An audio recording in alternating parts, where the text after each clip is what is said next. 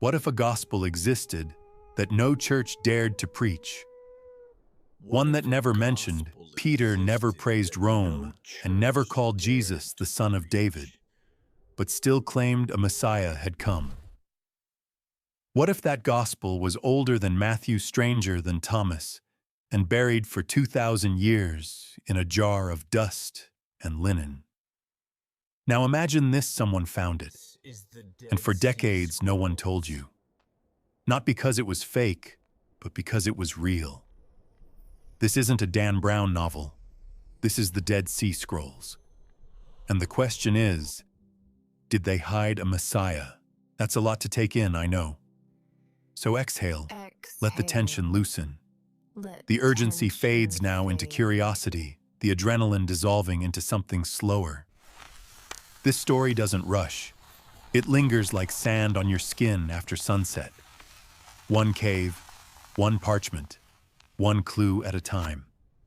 Let's begin. The scrolls were found by accident, just a boy tossing a rock into a cave. What he uncovered would haunt scholars, unsettle churches, and whisper of a Messiah long before the Gospels were written.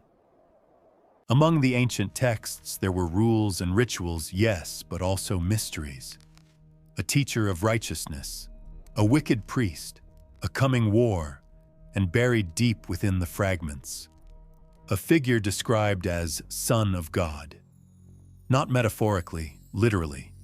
Some dismissed it, others panicked. Because if these scrolls were real, and they are then our map of messianic history, might need redrawing. And that's why for years, parts of the story were hidden, delayed, or quietly shelved. Before we venture further into the shadows, take a moment to subscribe so you never miss a secret that history has tried to forget. The scrolls waited 2,000 years for someone to listen. Now they're speaking.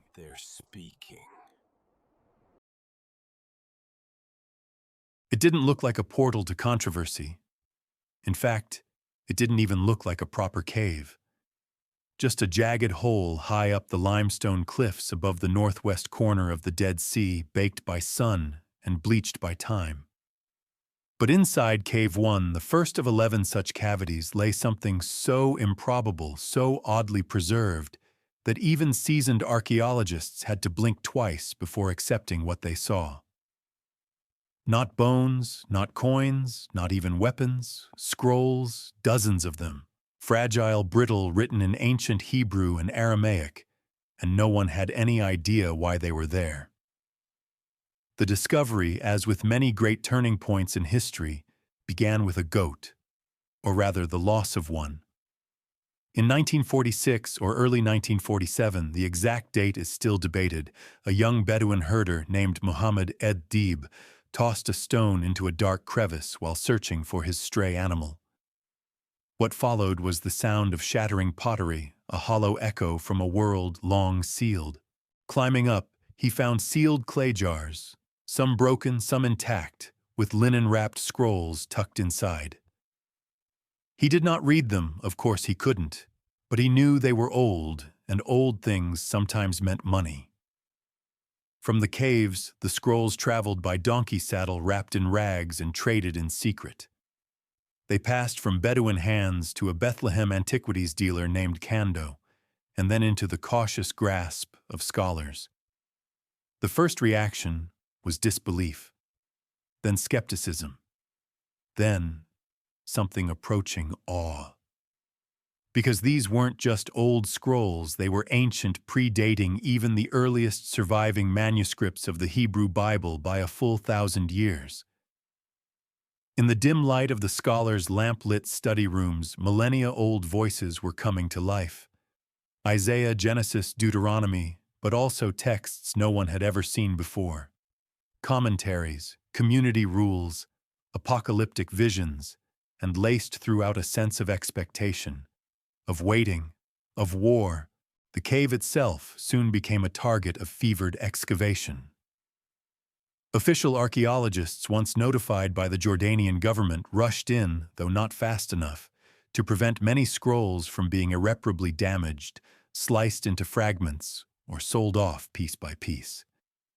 The site perched above the ancient ruins of Qumran became a battleground, not just of discovery, but of ideology and money.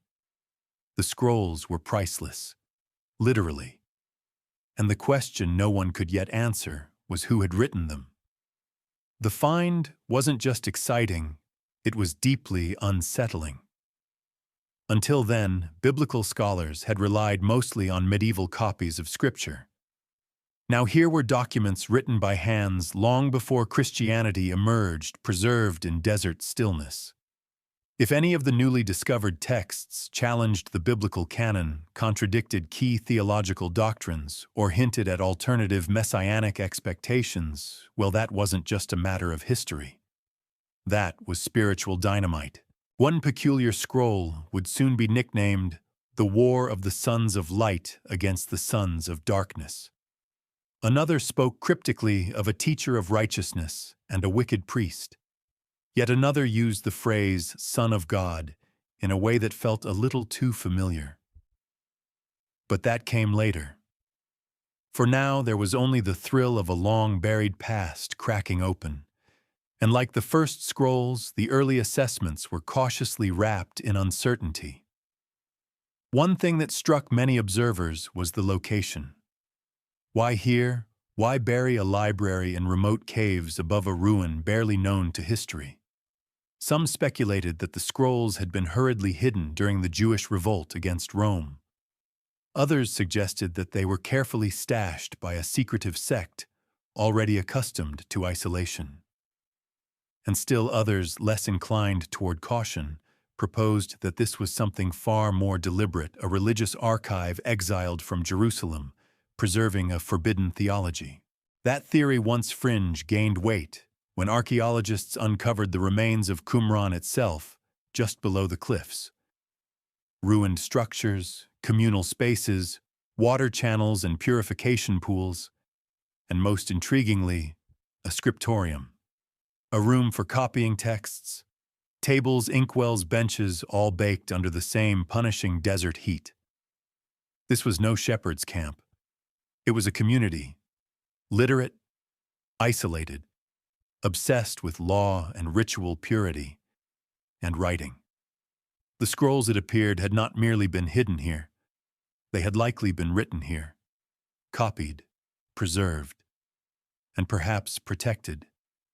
That changed everything. But who were they? These desert scribes who had left behind hundreds of scrolls yet no names. Some claimed they were Essenes, a Jewish sect mentioned by ancient authors like Josephus and Philo. Others weren't so sure. The content of the scrolls was radical, messianic, apocalyptic. Some of it even resembled early Christian language, which understandably made some people very uncomfortable, including reportedly those who had access to certain scrolls and chose not to publish them right away. That silence, too, would become part of the mystery. The scrolls spoke in riddles, but the hands that wrote them remained nameless. Not a single signature graced the parchment. No sect name, no authorial boasts, not even a date that could be anchored without guesswork. Just line after line of inked law, prophecy, and cosmic tension, preserved so carefully, one could almost imagine the scribes had known their words were meant to survive fire and empire. And yet, as scholars pored over the texts, one question refused to fade: who wrote them? The most popular suspect arrived quickly. The Essenes, an austere Jewish sect described by Roman-era writers, fit many of the clues. They lived in the desert. They followed strict communal laws. They rejected the corrupt temple leadership in Jerusalem. And according to Philo of Alexandria, they kept sacred writings and spent their days in study silence and purification rituals. The Qumran site, with its pools, shared facilities, and evidence of scribal work, seemed to align eerily well with those descriptions. But the Essene theory, tidy as it sounded, had holes. First, the scrolls themselves never mention the word Essene. Not once. Second, not all scholars agree that Qumran was even a religious settlement. Some argued it may have been a military outpost or a way station for travelers. Others proposed that the community wasn't a scene at all, but a breakaway group, one that had splintered from the priestly elite in Jerusalem, following a brutal theological dispute. That would explain the repeated condemnations of the wicked priest found in the texts. Perhaps this priest wasn't a pagan or outsider, but a high-ranking Jewish figure who betrayed the group's vision of holiness. There was also the matter of the scrolls' theology. They weren't just dry lists of rules.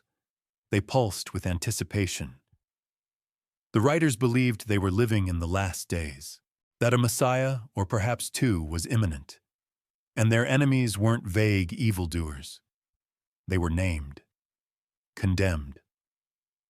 The scrolls mention conflicts with the Pharisees, with Herodians, and with temple authorities. If these were Essenes, they weren't passive mystics meditating in silence. They were rebels, or exiles, or something much more volatile. One obscure yet intriguing theory suggested the scrolls were written by Sadducean priests who had lost control of the temple. The calendar referenced in many scrolls, a solar one rather than the lunar system used in mainstream Judaism, points to deep division. This calendar wasn't just about scheduling holidays. It was ideological. A different calendar meant a different order of time, a different rhythm of worship, a different cosmos. Those who followed it weren't just protesting, they were breaking away. Meanwhile, linguistic analysis added another layer of mystery. The Hebrew found in the scrolls is peculiar. It's not quite biblical, not quite rabbinic. It's transitional, like a frozen dialect caught mid-mutation. That strange blend could mean the community was insular, guarding its own linguistic identity as fiercely as its theological one. Or more provocatively, it might suggest that multiple groups, each with different origins, contributed to the scrolls across generations. And then there's the bizarre consistency. Across nearly 1,000 manuscripts, there's a thematic unity law, messianic hope, cosmic dualism. That coherence implies centralization. Someone was directing the scribal process. Someone had a plan.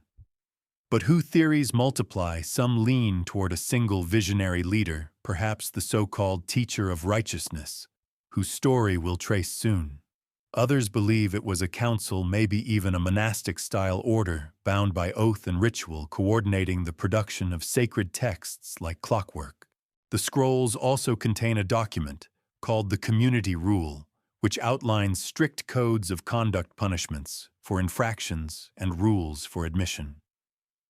It reads like the constitution of a group obsessed with purity, unity, and apocalyptic readiness. That alone suggests a level of organization far beyond a casual desert commune. These people weren't just scribes. They were believers in something coming. Soon. One of the more controversial interpretations is that the Qumran community may have included proto-Christian elements, or at least shared ideological DNA. Some scrolls refer to a messianic figure who would suffer. Others mention healing exorcisms and teachings of righteousness. That overlap doesn't prove influence, but it raises eyebrows. Were these two movements, Qumran and early Christianity, parallel responses to the same historical pressures? Or was there contact? A tantalizing possibility arises here. What if the scrolls weren't the product of a single sect, but of an evolving movement that changed shape across decades, that might explain contradictions? Some texts suggest a peaceful teacher. Others speak of holy war. Perhaps the scrolls capture the theological development of a sect reacting to real-world catastrophe. Roman occupation, temple corruption, prophetic silence, and refining their doctrines in the shadow of collapse. And still, the scrolls won't say their authors' names. They left no selfies, no origin stories, no labels on the jars. just ink and tension and silence. A silence that would invite generations of scholars to project their theories, their hopes, and their discomforts onto parchment that cannot speak for itself. One thing is clear: whoever wrote the scrolls believed they were preserving truth, not metaphorical truth, cosmic truth. Truth that might be rejected by the outside world, but would endure until the end times. That kind of conviction doesn't come from scholars alone. It comes from believers, from exiles, from visionaries. And one of them, if the scrolls are to be believed, was waiting for a Messiah, or perhaps already following one. They didn't scatter the scrolls, they packed them. Tightly, deliberately, often with linen wrappings inside jars sealed with flat lids of clay. These weren't tossed aside in haste or buried in fear. This was curation, preservation, a kind of ritualized protection that felt less like escape and more like quiet defiance. Whoever hid the Dead Sea Scrolls wasn't just trying to survive, they were trying to make sure their words did. The sheer number alone is staggering. Over 900 manuscripts in fragments and in full recovered from 11 separate caves around Qumran. Many were religious texts, copies of Hebrew scriptures like Genesis, Isaiah, and Psalms. But others were stranger. Rulebooks for mysterious communities, prophecies no one remembers writing, commentaries that speak of present enemies in the language of ancient scripture. And then, at the very edges of the collection, the fragments that don't belong anywhere, like thoughts half-whispered in dreams. The ones that mention not one Messiah, but two. Or even three. But first, why hide them? Let's take a breath and remember what was happening in this part of the world between the late 2nd century BCE and the 1st century CE. Judea was a powder keg. After the Maccabean revolt had thrown off Seleucid control, internal divisions turned bitter. Different Jewish factions vied for influence: Pharisees, Sadducees, Zealots, and smaller sects that didn't even make it into the history books. Rome's grip was tightening. Herod the Great reigned with paranoia and brutality, installing puppet priests in the Jerusalem temple and expanding it not as a sanctuary of worship, but as a monument to political spectacle. For a small purist community living on the fringe, perhaps Essenes, perhaps something else, this wasn't just corruption. It was desecration. And for them, Scripture wasn't just sacred. It was strategy. If the world was about to end, and many of the scrolls clearly reflect an apocalyptic mindset, then these texts were weapons. Not of violence, but of truth, of prophecy, of memory. So the library grew, painstakingly copied line by line with iron gall ink on parchment and papyrus. Not all in one go. This was a generational effort. Decades of scribing, storing, indexing. The community even had a version of quality control. Some scrolls show corrections, marginal notes, or layers of editorial revision. These weren't casual jottings. They were canon in progress. And then suddenly silence.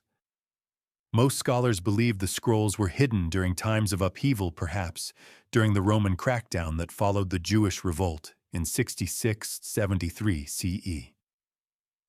When Vespasian's legions marched through Judea and Jerusalem burned, the temple was destroyed, and countless communities were wiped out.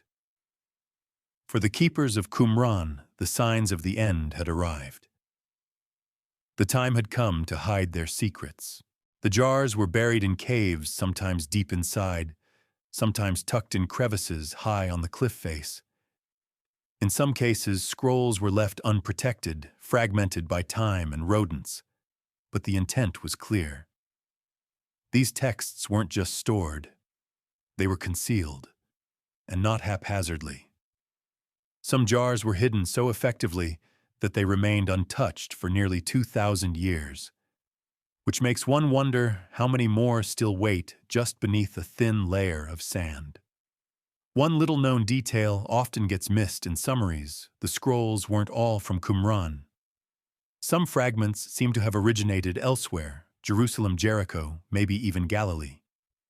Paleographic differences in handwriting, ink formulas, and parchment styles suggest that Qumran may have functioned as a kind of archive gathering sacred texts from dissidents and purists across the region.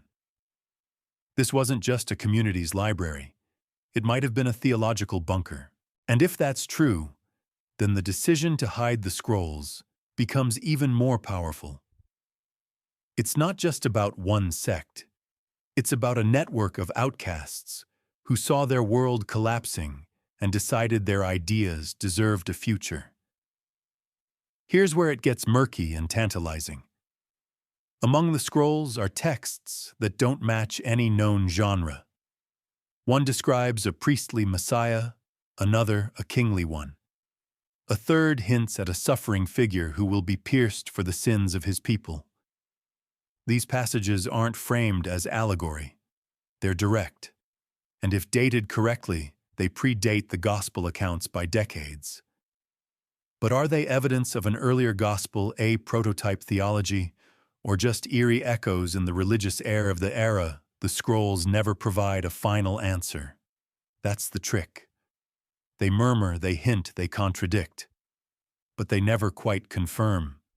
Some scholars argue that the library simply reflects a sect's internal writings, never meant for broad circulation. Others believe it was the remnant of a larger movement, a kind of sacred insurgency that left behind not swords, but scrolls. And there's one more layer: some of the jars were found empty, sealed, but vacant. Had the scrolls been removed, destroyed, lost? Or were they decoys meant to mislead pursuers? It's a strange footnote easily overlooked, but it suggests that even in hiding their texts, the scribes thought strategically. As you hold the image of a sun-baked cliff and a silent cave in your mind, remember, this wasn't just a library lost to time. It was a message in a bottle. A collection of truths someone believed the future would need. And one of those truths might have been a gospel that vanished. Or maybe it never quite did. They never say his name. Not directly, not clearly, not in the way the Gospels do. But across the scrolls, here and there, like footprints in the dust, references appear to someone. A figure who will lead. A figure who will suffer.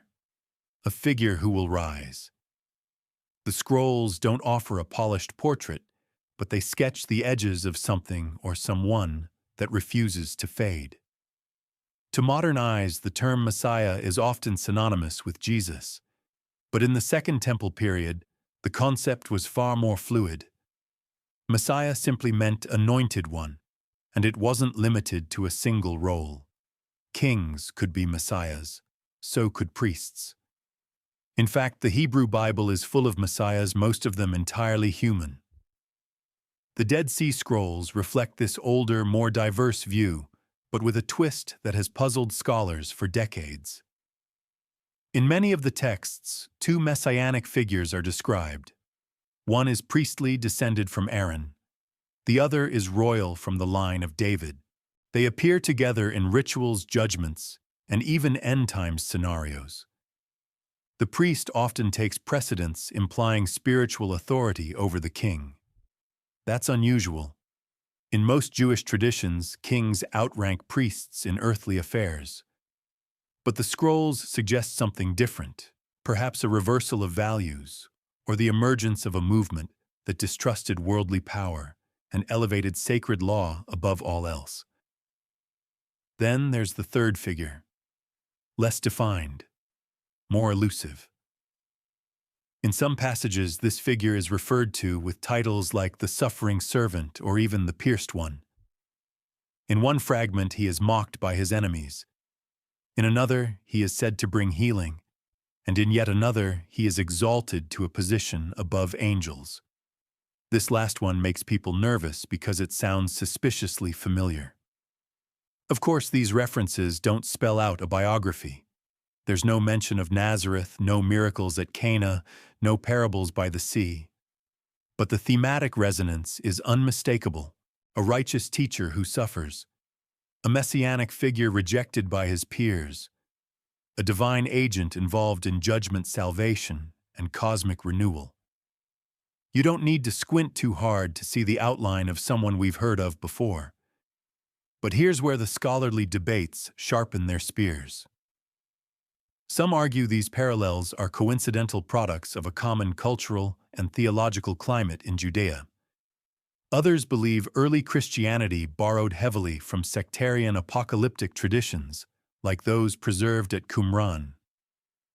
And still others, fewer in number, but louder in conviction, wonder whether the scrolls preserve an earlier strand of messianic expectation that the Jesus movement adapted, refined, or even absorbed.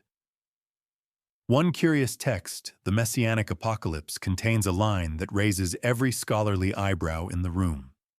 It describes a future figure who will heal the wounded, raise the dead, and bring good news to the poor.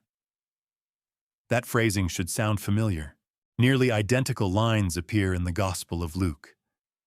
But the scroll fragment predates Luke by decades at least, if the paleography is to be trusted.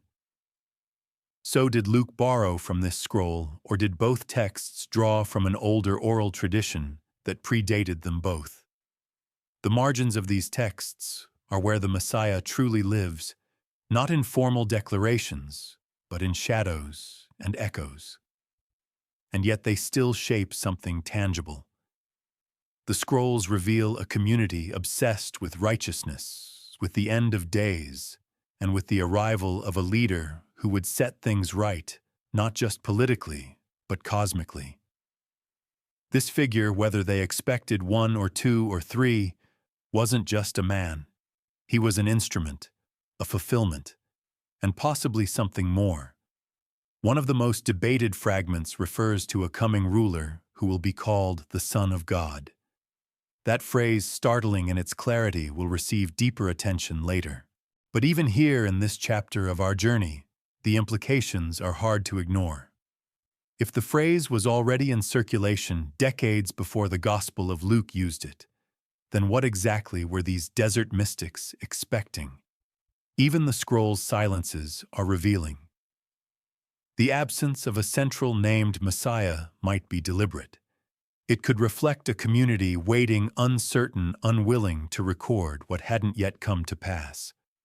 Or perhaps they believed the Messiah had come and was rejected. Some of the language surrounding the teacher of righteousness hints at martyrdom. Others imply betrayal. Could these texts be elegiac memorials of someone they followed who failed in the eyes of the world, but triumphed in mystery we don't know? And that not knowing is what keeps the margins alive. And yet this community felt certain that history was bending, that something enormous was on the horizon or had just passed through like a whirlwind. Their messiahs weren't philosophical abstractions. They were imminent, urgent, tangible. And if the scrolls are to be believed, more than one had already walked the earth. Or maybe he had just left it. It's the longest scroll in the entire collection, and arguably the most unsettling, not for what it says, but for what it implies. Known simply as the Temple Scroll, it spans over 28 feet when unrolled, but you'd be hard-pressed to find it mentioned in Sunday school. It doesn't tell stories. It doesn't echo familiar psalms or retell heroic battles. Instead, it describes something that never existed, a temple perfect in design prescribed by divine command, yet never built. At first glance, the Temple Scroll reads like architectural fantasy. Precise measurements, courtyard arrangements, sacrificial protocols. It describes a temple complex far more elaborate than Solomon's or even Herod's, with dimensions so vast they verge on the impossible. But the deeper one reads, the more it becomes clear this wasn't just a blueprint. It was a polemic, a challenge, a rejection of the temple in Jerusalem and of the priesthood that ruled it. That alone makes the scroll dangerous. It claims to relay the words of God to Moses, a divine command that had apparently gone unfulfilled for centuries. According to the scroll, the temple should be situated not in Jerusalem, but somewhere else, perhaps in the desert, perhaps in purity, perhaps in the future. And it should be overseen not by Sadducees or politically appointed priests, but by those committed to strict purity, to sacred law, to a vision untainted by compromise. Sound familiar? Whoever composed the temple scroll didn't just disagree with the religious establishment. They believed it was illegitimate. That the second temple, the one standing in Jerusalem during the time of Jesus, was fundamentally flawed, an architectural blasphemy dressed up as tradition. The scroll never names names, but its target is clear. It wants to replace the visible temple with a theoretical one, perfect, holy, and out of reach. Not unlike the way some communities dream of rebuilding truth from ruins. It's this hidden ambition that aligns the temple scroll with the broader messianic themes scattered throughout the Dead Sea Scrolls. Because a new temple required a new high priest. A purified altar needed a purified mediator. And that role, by implication, would fall not to the corrupt elite of the present, but to a future messianic figure. Perhaps the priestly Messiah referenced in other texts. Perhaps someone more familiar. The scroll also adds legal expansions to Mosaic law, particularly around ritual purity and moral conduct. These aren't minor tweaks. They're hardline reforms, tightening rules about who can enter sacred space, who may offer sacrifice, even how long one must remain outside the camp after impurity. It speaks to a community obsessed with boundaries, spiritual, physical, and social. Some of the laws seem almost absurdly specific, like regulations concerning bodily emissions, skin diseases, and sacrificial animals arranged in exacting sequences. But beneath that precision lies a deeper purpose separation. The people who revered this scroll believed the world had fallen into defilement. Their temple was a way to cleanse it on paper first, and perhaps one day in stone. The tone of the scroll is also different from the others. There's no narrative voice, no apocalyptic thunder. Just law after law, detail after detail, like a divine bureaucrat transcribing the blueprints of heaven. It's almost hypnotic in its rigidity, until you realize what it means. Someone thought the true temple hadn't yet come, and that what stood in Jerusalem, what thousands worshipped in daily, was a counterfeit. That was not a small claim in the 1st century CE. It was treason. Religious, political, and social heresy bundled into a scroll wrapped in linen and hidden in a cave. To be fair, the scroll's vision was never realized. No such temple was built. No messianic priest claimed authority to purify the altar. But the fact that it was written and written with such intensity speaks volumes. This wasn't wishful thinking. It was blueprint theology. A map of sacred space meant for a Messiah to bring into being. And here's where we encounter a particularly thorny question. Was the temple scroll merely theoretical, or was it intended as instruction? Did its authors hope someone, perhaps a messianic figure, would one day find it and build what they had only written?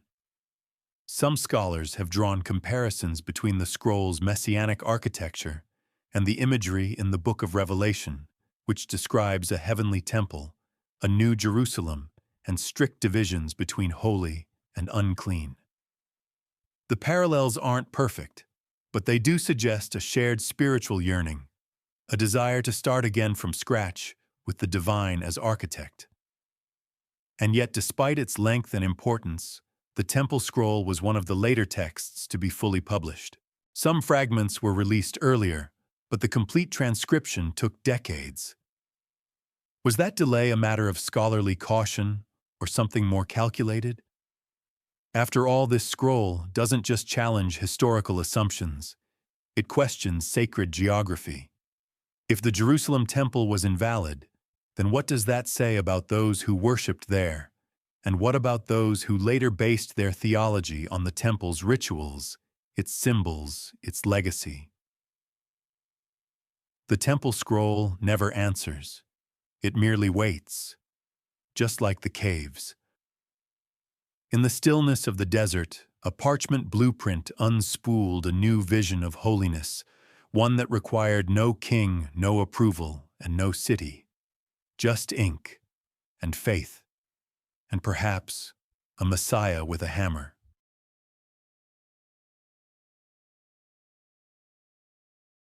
Most scrolls are written on parchment or papyrus, flexible, fragile, meant to be read in quiet sanctity. But one scroll defied the norm entirely. It wasn't inked on skin. It wasn't folded gently. It wasn't even meant to be read with the naked eye. It was engraved onto thin sheets of copper, then rolled tightly and left to sit for nearly 2,000 years in the pitch-dark interior of Cave 3. And its contents, not visions, not laws, not prophecies, but treasure. Lots of treasure. Line after line, in terse, almost mechanical prose, the copper scroll lists what appear to be hiding places. 64 of them, each with exacting detail, so many talents of gold, so many vessels of silver, sometimes specifying locations under the stairs beneath the hill in the valley of Achor, or near the pillar on the third terrace. There's no poetry, no religious commentary, just a ledger, a list, a riddle. Scholars blinked when they first read it. This wasn't like the others. No mention of messiahs, no sectarian rules, no community rituals. Just, if taken at face value, somewhere between 60 to 65 tons of buried treasure hidden in various secret spots across ancient Judea.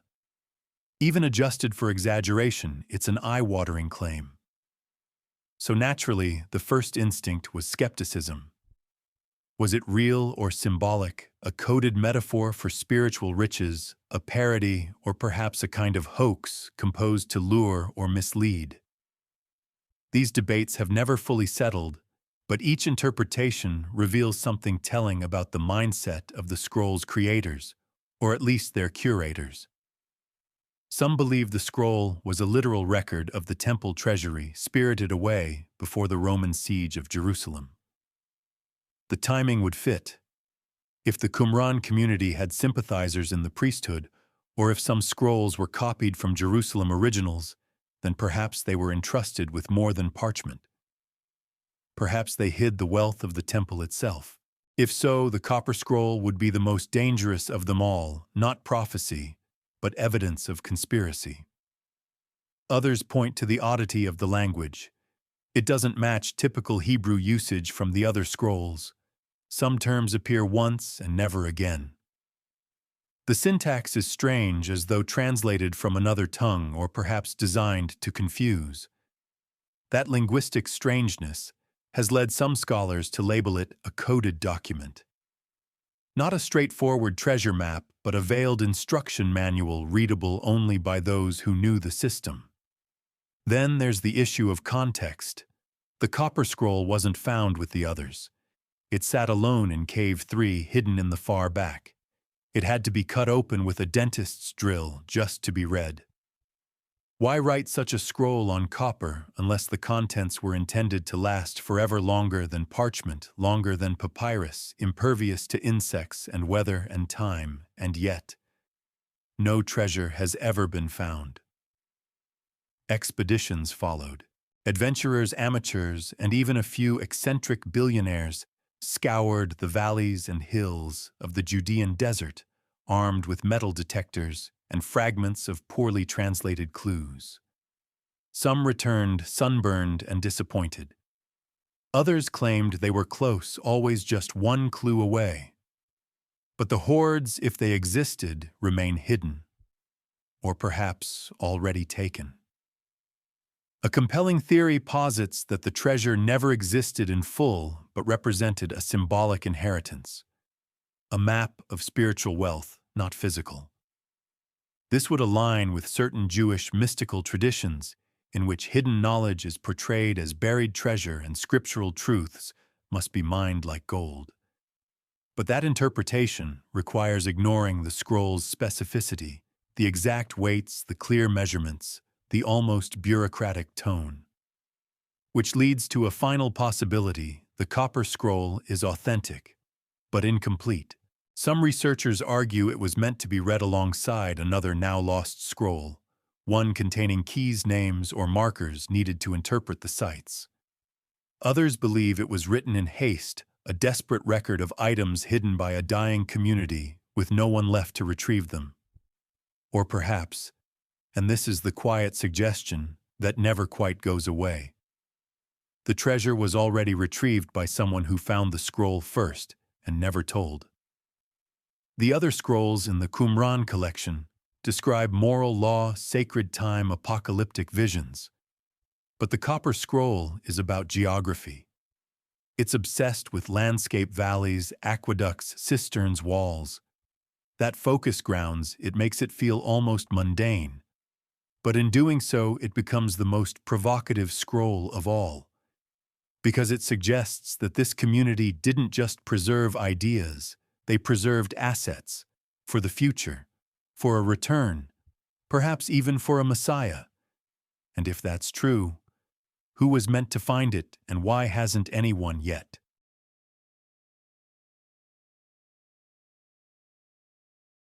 It's not subtle. The scrolls didn't tiptoe around the end of the world.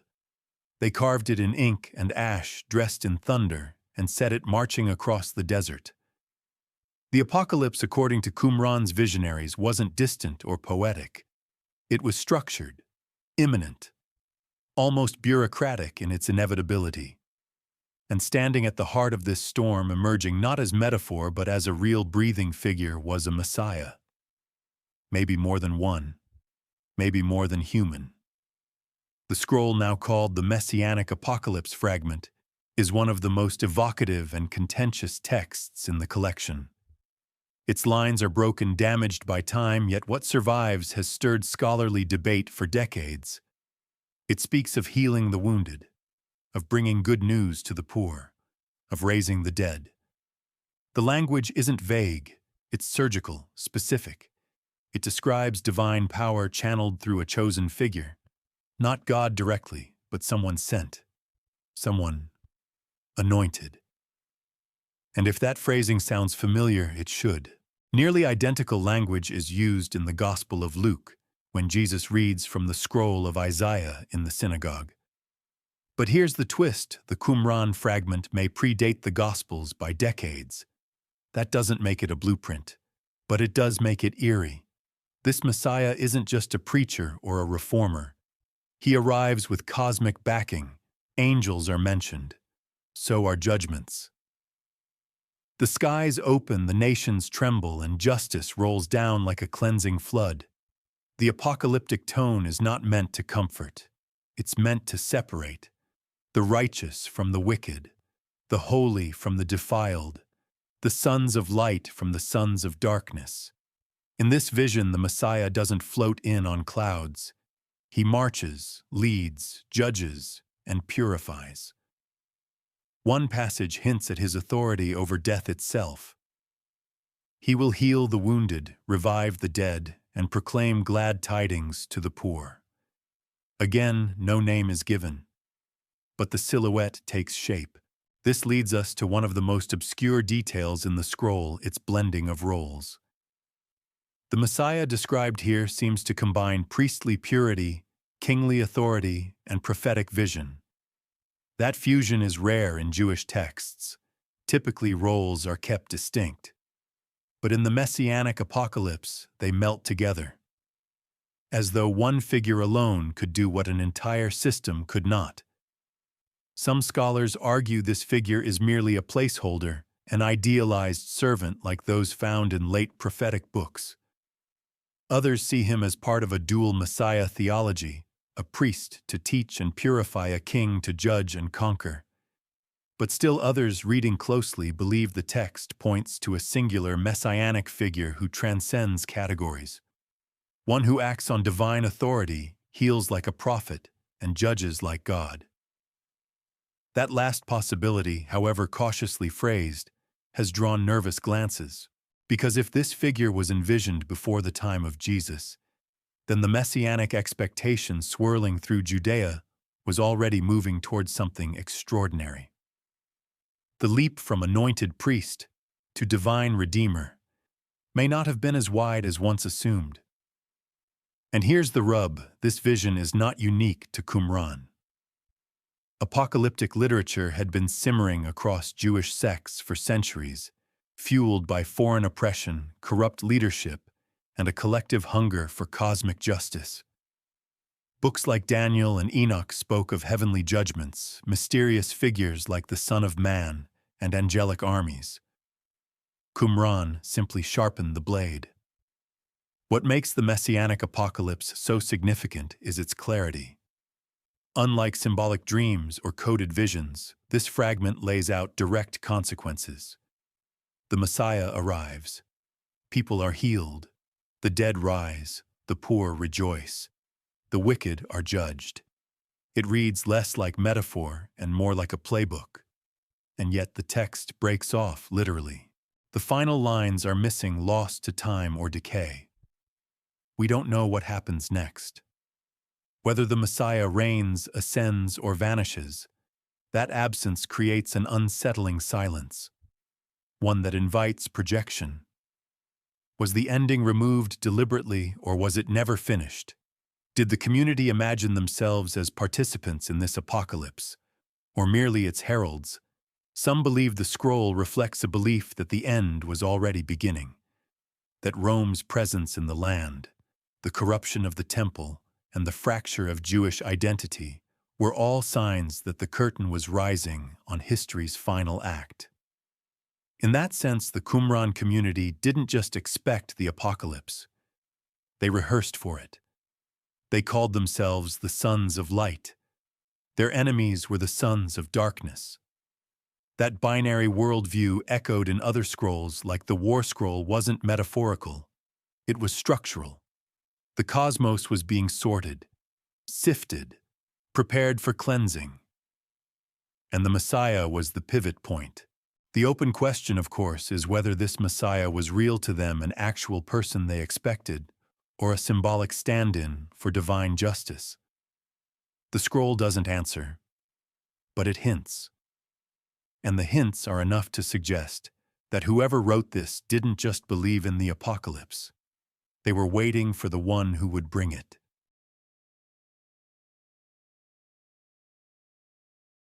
Some phrases carry weight because they're familiar. Others because they appear where they shouldn't. And one fragment from Qumran, dusty and broken as it is, sends chills not because of what it says, but when it says it. It's short, about as long as a modern paragraph. Found in Cave 4, catalogued as 4Q246, the fragment became infamous for a simple reason: it refers to a coming figure as Son of God. That phrase, so central to later Christian theology, seemed to echo forward from a time before the New Testament was ever written. A time when messianic titles were still in flux, and theology was something you didn't write down unless you were absolutely sure the world was ending soon. The text is cryptic. It begins with cosmic imagery, heaven and earth shaking, nations falling, and then narrows to a mysterious individual. He shall be called the Son of God, the text reads, and later they shall call him the Son of the Most High. Sound familiar? It should. The angel Gabriel says almost exactly the same words to Mary in the Gospel of Luke. But Luke was written decades later. This fragment, if dated correctly, may have been composed as early as the 2nd century BCE. So, what are we looking at here? Some scholars interpret the fragment as a royal apocalypse. That is, the text may be describing a king, possibly a foreign ruler, who becomes exalted only to be judged and brought low by divine justice. In this reading, the Son of God is not the hero, but a cautionary tale. A mortal man claiming divine status destined to fall. Others see it differently. They argue that the text presents a positive figure, a messianic savior whose birth, rise, and authority are sanctioned by heaven. A true Son of God, not in the Hellenistic or imperial sense, but in a deeply Jewish framework, someone chosen, filled with divine spirit, and given dominion to restore righteousness. The scroll itself offers no conclusion. Like many Qumran texts, it trails off. Some lines are gone, others are partial. The ambiguity is maddening, but also essential, because it invites a third possibility. What if the text's uncertainty is intentional? What if it was written to reflect the tension of its time between prophecy and history, between hope and heresy? This fragment became a lightning rod. Some Christian scholars rushed to connect it with Jesus, seeing it as evidence that the Gospels were drawing from older traditions. Others dismissed the connection, entirely arguing that the phrase "Son of God" was common in royal and apocalyptic literature and need not imply anything Christological. Ancient Near Eastern kings, after all, were often styled as sons of deities. Egyptian pharaohs, Babylonian rulers, they wore divinity like a title. Why not here? But here's the wrinkle. The phrase isn't found in the Hebrew Bible with quite this clarity. It's rare. And in the context of Second Temple Judaism, especially among sects obsessed with purity law and divine justice, calling someone the Son of God wasn't just provocative, it was radical. Especially if that figure wasn't God himself, but a human agent with divine authority. That blurred line between man and mandate would become one of Christianity's most controversial ideas. And here it was quietly waiting in the back of Cave 4. Some have wondered whether early Christians knew this text. Did it circulate beyond Qumran? Did the phrase "Son of God" already carry messianic weight before the birth of Jesus? Or did the Gospels elevate the phrase based on their own internal revelation, independent of these scrolls? We don't know. But the parallels are unsettling. The idea of a chosen one exalted by God given dominion called Son of the Most High, it's not subtle. Whether it was symbolic or theological, it points to a developing messianic imagination, one in which divine authority could rest upon a single man. And that brings us to the biggest debate of all. Was 4Q246 a prophecy of Christ, or merely evidence that someone like him was imaginable before he arrived? Naturally, the Vatican has been circumspect about the fragment. It's been studied, translated, published.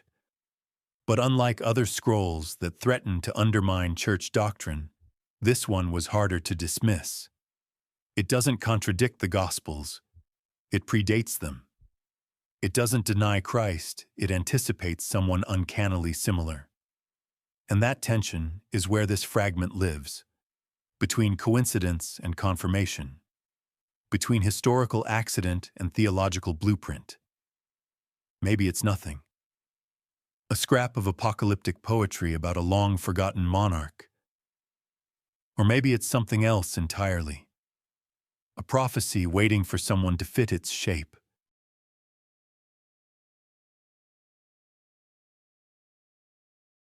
There's no gentle metaphor in it, no poetry to soften the blow.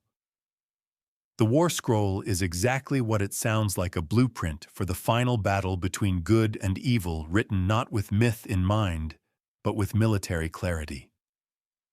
This was no abstract spiritual conflict. It was regimented, scheduled, and terrifyingly real. For the writers at Qumran, the end of days would not come in whispers. It would march in formation by formation, sword by sword. Known officially as 1QOM, the War Scroll was found in Cave 1, among the earliest discovered texts. It lays out the conflict between the sons of light and the sons of darkness, complete with strategies, battle cries, weapons, inventories, and a long list of who will fight and who won't. This wasn't just the imagined chaos of doomsday. It was structured, disciplined, and shockingly detailed. Think less revelation and more apocalyptic war manual. The scroll describes a 40-year campaign, 7 major battles, culminating in a final, decisive clash. The Sons of Light, clearly the righteous remnant, are led by priests, Levites, and tribal commanders, fighting alongside angels sent from heaven. Their enemies, a shadowy alliance of Gentile nations described in grim terms, led by Kittim, a name widely interpreted as code for the Romans. And here's where things start to align. The text's hatred for the Kittim isn't just spiritual, it's political. These were foreign occupiers, idolatrous, violent, imperial. To the authors of the scroll, Rome wasn't just a threat, it was the embodiment of darkness. And victory wouldn't come through treaties or revolt. It would come through divine war. But this war wasn't meant to be won by numbers. The sons of light were few, their enemies many. The scroll makes it clear it's not a fair fight by earthly standards. The faithful would be outnumbered. Their weapons, while listed in detail, shields, spears, trumpets, were ultimately symbolic. Because the real power lay in divine intervention, in God Himself tipping the scales. This wasn't metaphor to the Qumran community. They saw themselves as a vanguard, a holy militia in waiting, preparing spiritually, ritually, and maybe even militarily for the final reckoning. Their rules of conduct, purification rituals, and strict codes of behavior weren't just for personal piety. They were training. Discipline for a war they believed was not only coming, but close. An obscure section of the scroll even describes banners and trumpets, what sounds eerily like actual military parades. Each division would carry its own symbol. Priests would blow specific notes on trumpets to signal different stages of battle. This wasn't fantasy. It was choreography. And while the battles are cast in dualistic terms, light versus darkness, good versus evil, the details suggest a very human understanding of war. Fear, chaos, and casualties are acknowledged. Even the sons of light will suffer losses. The victory will not be immediate. It will take 7 rounds. Blood will be spilled. And that grim realism only deepens the sense that this wasn't just a metaphorical drama. It was a call to readiness. This, of course, raises uncomfortable questions. Was the Qumran community arming for actual revolt? Some historians think so. While there's little evidence of weapons caches or guerrilla operations at the site, the mentality expressed in the war scroll mirrors that of later revolutionary groups like the Zealots, who launched violent uprisings against Roman rule. And while the scroll doesn't mention the temple in Jerusalem directly, its omission is conspicuous. The war is not fought to defend the temple. It is fought to usher in a new age led by a purified priesthood and governed by divine law. The temple, like so many other earthly institutions, may already have been written off as compromised. Some scholars argue the war scroll was written not as a literal plan, but as a form of liturgy, a way to inspire the community, bond them in hope, and frame their suffering within a larger cosmic narrative. But even if symbolic, the militarism is hard to ignore. These were not monks singing hymns in mountain silence. These were believers envisioning blood-soaked redemption. And that's what links the war scroll to our central mystery. Because this vision, this war, required a leader, a messianic figure anointed not to preach, but to command. Some scrolls suggest this leader would be the Davidic Messiah wielding authority over both earthly and heavenly armies. Others imply the priestly Messiah would sanctify the battle, ensuring ritual purity. Either way, this final war could not happen without divine appointment. Which brings us to the lingering question: Were these people waiting for a Messiah to lead them into battle? Or were they already following one whose story ended in failure or secrecy? Either way, the War Scroll offers no end. Like so many Qumran texts, it stops abruptly. The final victory is never shown, only the plan. But even a plan left buried in the desert can become prophecy if someone finds it and decides to act. He's never named, never given a birthplace, no lineage, no age, no physical description, and yet his presence looms like a shadow across the scrolls. The teacher of righteousness, equal parts, prophet, leader, martyr, and mystery, appears repeatedly in the Dead Sea texts, often in fragmented whispers, as if even writing his story required caution.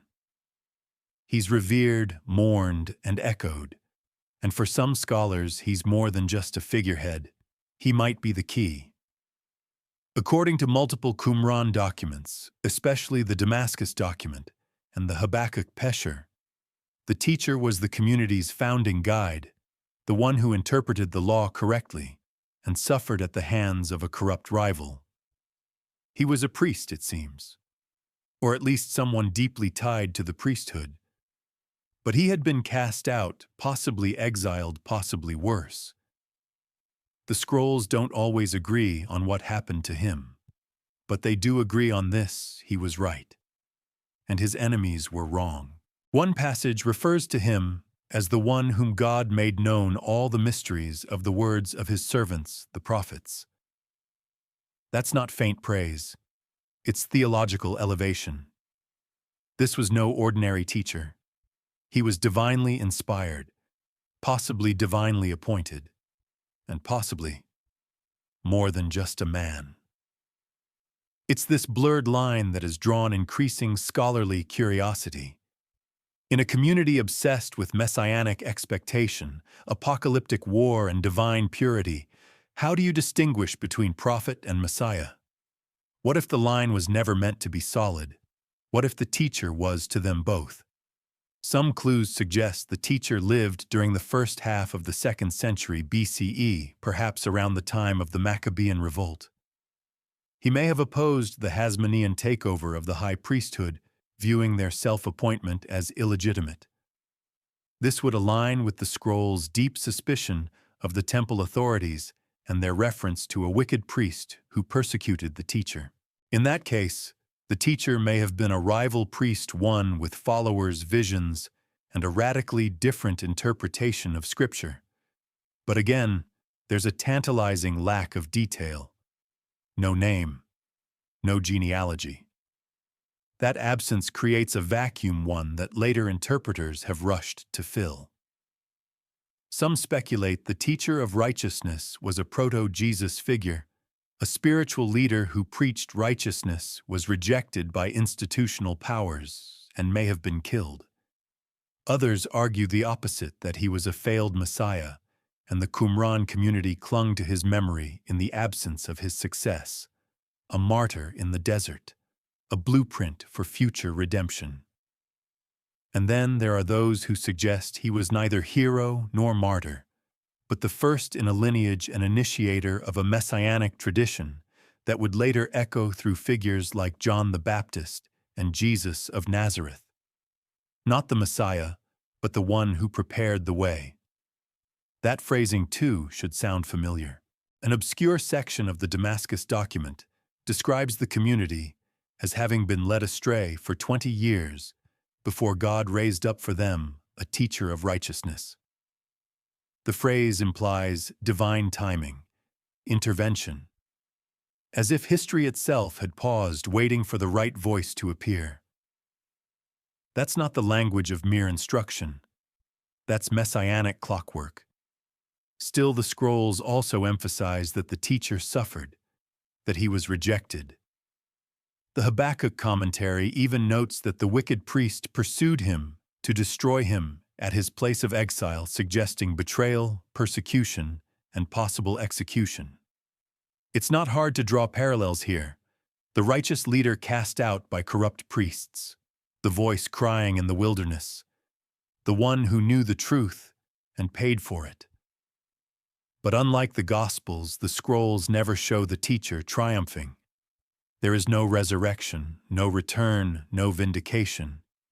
If he was a messianic figure, his arc ends in silence, which only deepens the mystery. Did the community believe he would rise again? Or were they still waiting for someone to finish what he started? Some fringe theories go further, suggesting that the teacher of righteousness may have been the real historical seed behind later gospel narratives. That Jesus of Nazareth inherited or echoed an earlier story already circulating in sectarian circles. It's speculative, controversial, but not easily dismissed when so many thematic strands overlap. Of course, others argue the teacher was purely a sectarian figure important to Qumran, but irrelevant to wider Jewish or Christian history. Just another desert leader in a land full of prophets and rebels. But that seems unsatisfying. The scrolls are too reverent, too precise. The way they speak of him feels like more than internal admiration. It feels like sacred memory. And then there's the emotional tone. In several passages, the language softens. The community doesn't just honor the teacher, they grieve him. There's loss in the ink. A reverberating ache that suggests they believed something beautiful had been destroyed. That hope had flickered and almost caught. So who was he? A prophet, a priest, a Messiah who came too early or too quietly? Or was he just a man left in the margins of history, whose words became whispers in jars the scrolls don't say? But they remember. And in that remembrance, a shadow remains. Where there is light, there is shadow. And for every righteous teacher in the scrolls, there is an opposing force just as zealous, just as powerful, and far more dangerous. The texts call him the wicked priest, a title, not a name, a warning, not just an insult. And across multiple Dead Sea fragments, this figure emerges again and again, an antagonist cloaked in religious authority whose betrayal sparked exile, suffering, and perhaps even martyrdom. The relationship between the teacher of righteousness and the wicked priest is one of the few narrative arcs in the scrolls that feels personal. It's not vague theology or apocalyptic vision, it's conflict, specific, charged. The teacher had been raised up to interpret the law correctly, we're told. But then came the wicked priest, who acted with pride, rejected the law, and pursued the teacher to his place of exile. That's not philosophical disagreement. That's persecution. The scrolls imply this priest wasn't just a rival. He was a destroyer. So who was he? The leading historical theory identifies the wicked priest as a Hasmonean, one of the successors of the Maccabees, who took power in Jerusalem in the 2nd century BCE. Originally warriors against Hellenistic oppression, the Hasmoneans later crowned themselves both kings and high priests, a move that deeply offended groups like the Essenes, who believed in strict priestly lineage. To them, the temple had been defiled not by foreigners, but by their own people. Power had corrupted purity, and the wicked priest, whoever he was, had blood on his hands. But scholars disagree on which Hasmonean it was. Some point to Jonathan Aphus I to seize both kingship and high priesthood. Others accuse his brother Simon or later John Hyrcanus. The scrolls don't specify. They don't need to. The point was clear: the priesthood, once sacred, had become political. And those who opposed it, like the teacher, paid dearly. One fragment describes how the wicked priest chased after the teacher to swallow him up in his rage. Another claims he walked in lies, accumulated wealth, and defiled the sanctuary. This wasn't just character assassination. it was theological indictment. In the worldview of Qumran, the wicked priest wasn't a heretic. He was an inversion one who wore sacred robes, but served darker powers. And here's where it gets more complex. In some texts, the wicked priest is said to have initially walked righteously. That's a strange twist. He began in truth, but rebelled against the commandments. This arc from light to darkness adds a layer of tragedy, or perhaps warning. Even those chosen for holiness could fall. And when they did, their betrayal cut deepest. The animosity runs deeper than politics. One passage describes divine vengeance upon the wicked priest, stating that he was delivered into the hands of his enemies, who tortured him with sores and wounds of disease. The text is brutal, almost gleeful, as if justice had to be visible, etched into his body. Some scholars take this as evidence that the wicked priest died violently, possibly assassinated or cursed with illness. Others think the description is symbolic part of the apocalyptic style, where enemies of the righteous are always struck down in poetic symmetry. But whatever the case, the scrolls seem to believe his fate was sealed. Divine judgment was inevitable. Still, the figure remains slippery. He's not just a villain, he's a symbol. He represents the institutional betrayal of sacred truth, the kind of betrayal that would echo through later religious histories, Pharisees clashing with prophets, church authorities, silencing reformers, councils, labeling visionaries as heretics. The wicked priest wasn't just one man. He was every system that turned holiness into hierarchy.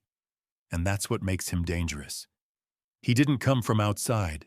He was inside the temple, leading prayers, making sacrifices, wearing the ephod, smiling with the assurance of legitimacy. But to the Qumran community, he was an abomination, a false shepherd in priestly garments. The greatest threat wasn't Rome or Greece, it was the man standing at the altar. This binary teacher and wicked priest is foundational to the scrolls. It establishes a theology of division. The world is not united under one truth. It is fractured, and those who claim divine authority must be watched most closely.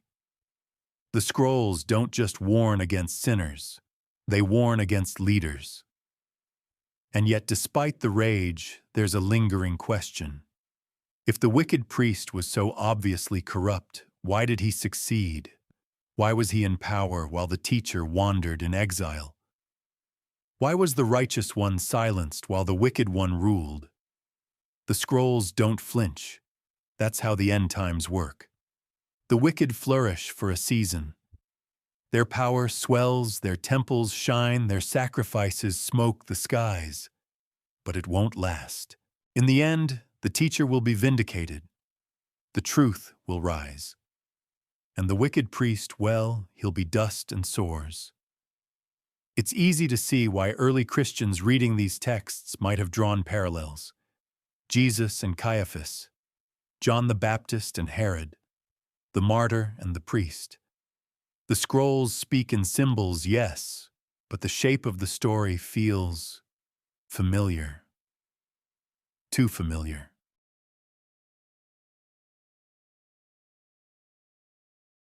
Of all the scrolls pulled from Qumran's stony silence, the Habakkuk commentary, also known as 1QP-Hab, is perhaps the most personal. It's not a law code, it's not a messianic blueprint, it's something far stranger. A line-by-line interpretation of the biblical prophet Habakkuk, one of the lesser-known minor prophets, twisted into a reflection of the author's own present. Or was it the future?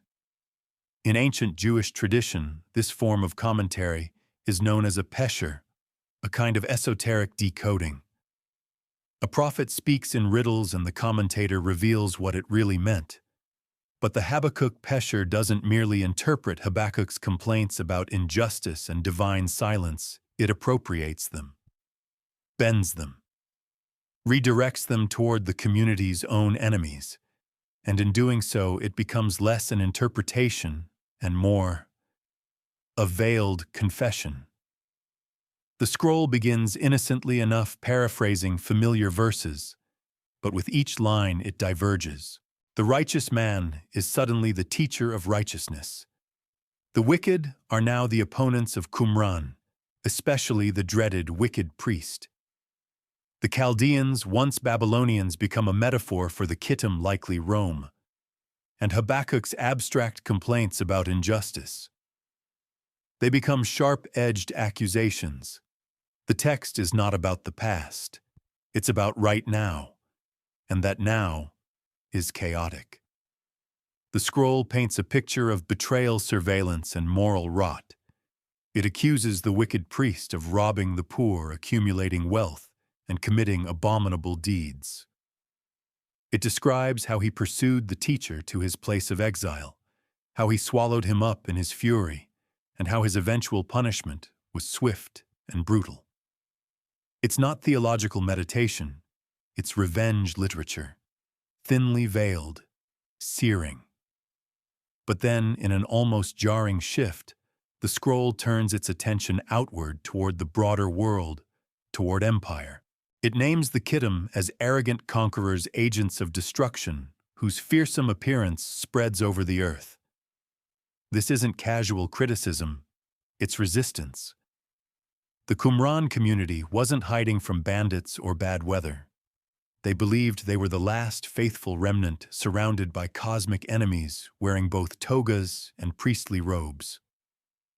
That sense of siege permeates the text. The community is the true Israel misunderstood and abandoned.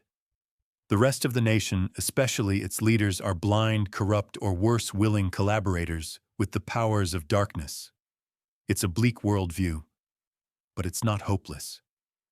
Because the scroll insists that God has revealed the truth to the teacher, that his words are divinely sanctioned, that justice will come.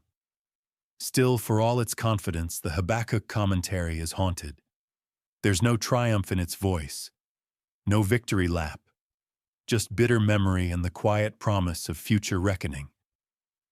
It reads like a post-mortem, not just of a teacher, but of a failed attempt to reform or replace Judaism itself. And that failure, more than anything, gives the text its weight. An obscure passage hints at internal division because they did not heed the words of the teacher of righteousness. They were handed over to the sword. It's unclear whether this refers to outsiders, apostate insiders, or perhaps even another sect altogether. But the message is consistent: ignoring the teacher leads to ruin. Listening leads to light. Some scholars interpret the Pesher as a desperate attempt to reclaim theological ground. The community had lost power, lost access to the temple, lost its leader. All it had left were scrolls, rituals, and prophecy. But prophecy can be repurposed. Habakkuk's ancient complaints about injustice became Qumran's rallying cry. The scroll doesn't change history, it rewrites it. One theory suggests that the Habakkuk commentary was meant as both scripture and strategy, a coded manifesto designed to embolden the faithful and warn the curious. By embedding their real-life enemies in prophetic texts, the community turned theology into resistance. If their critics read it, they might not even realize they were being condemned. But here's the more intriguing possibility. What if this wasn't code at all? What if the Qumran sect believed these reinterpretations were literal, that Habakkuk's vision had always been about their time, that the prophet had unknowingly foreseen their struggle, their leader, and their betrayer? In that case, the Pesher becomes something else entirely, not just commentary, but confession. A belief that their history was written in the stars long before they lived it, that their suffering was not senseless, but scripted, that their teacher was always meant to rise and fall, and that justice would still come. No names, no places, just shadows, echoes, a priest, a prophet, a community in the crosshairs. And through it all, a sense that someone, maybe the teacher, maybe someone yet to come, was meant to finish the story.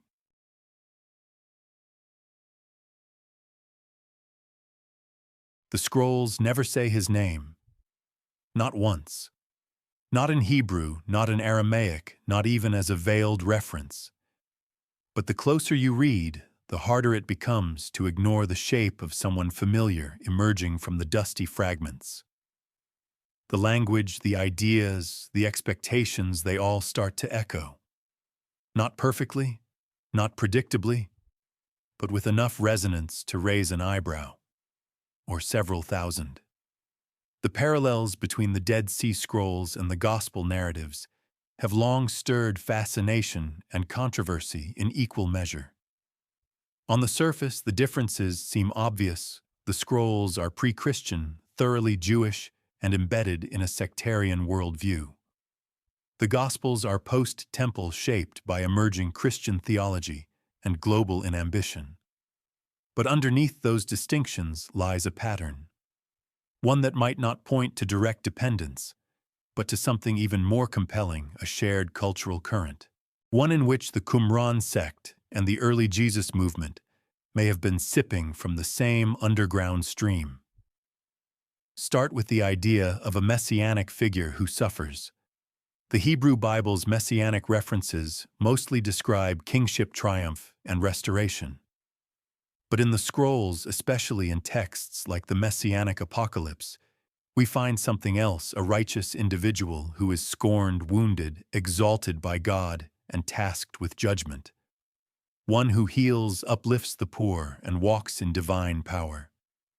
The Gospel of Luke lifts similar language nearly verbatim. Coincidence, maybe. Or maybe both drew from the same evolving pool of messianic imagination, a vision of redemption forged not in thrones, but in rejection. Then there's the dual Messiah motif. Qumran anticipated both a priestly and a kingly Messiah, two figures who would restore Israel's purity and independence. Early Christianity collapses those roles into one person. Jesus is portrayed as both high priest and king, both intercessor and ruler. He purifies the temple with a whip, then offers himself as a sacrifice. To a Qumran reader, that merger would have been shocking, but familiar. And consider the role of the teacher of righteousness, a divinely appointed interpreter of Scripture. Persecuted by corrupt religious authorities, possibly exiled, possibly killed. His teachings remembered, his vision preserved, his name hidden. The parallels to Jesus or John the Baptist aren't perfect, but they're provocative, especially when you recall that both John and Jesus launched their ministries near the same Judean wilderness, a few miles from Qumran, a few years later. One overlooked detail is how both communities, Qumran and early Christianity, obsessed over apocalyptic time. The Dead Sea Scrolls describe a coming war, cosmic upheaval, and a new covenant written on the hearts of the faithful. The early Christians echo this with talk of the kingdom of God, the imminent return of Christ, and a radical break from the old world. Both believed the present age was ending. Both believed a new one had already begun. They even shared ritual similarities. Baptism, for instance, was not invented by Christianity. The Qumran sect practiced ritual immersion, regularly viewing water as a means of purification and spiritual renewal. Their communal meals, rules for initiation, and even emphasis on shared property all find echoes in the Book of Acts. Again, not proof of copying, but perhaps of contact, or parallel evolution. Still, caution is warranted. These similarities do not prove that Jesus or his followers were Essenes. In fact, some teachings diverge sharply. Qumran was legalistic, militant, and exclusionary. The Jesus movement, at least in its early form, preached grace, mercy, and radical inclusion. Jesus ate with sinners. The Qumran sect exiled them. Jesus healed on the Sabbath. Qumran enforced Sabbath law with precision.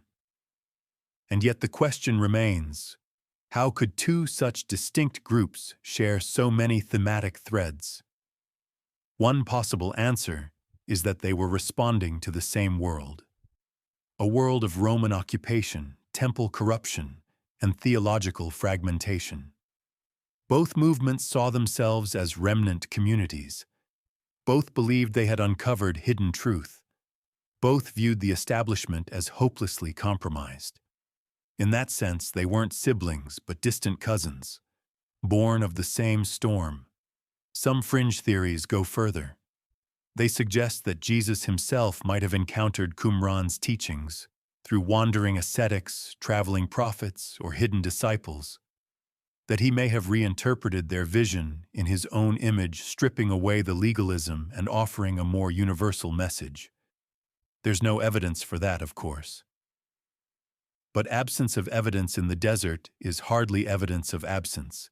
And then there's the question of why the Gospels never mention Qumran at all.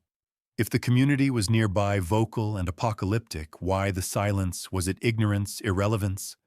Or did the Gospel writers prefer not to draw attention to theological cousins whose legacy might complicate the story? We may never know.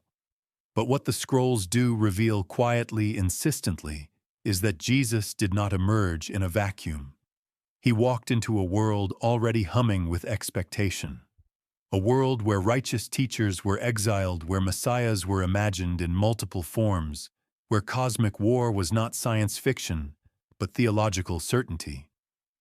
A world where the line between scripture and interpretation, between prophet and messiah, was constantly being redrawn.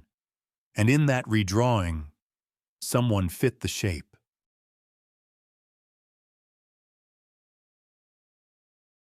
It sounds like the beginning of a thriller, sacred texts, hidden for 2 millennia, hinting at a suppressed theology, and a powerful empire that may have had reasons to keep them quiet.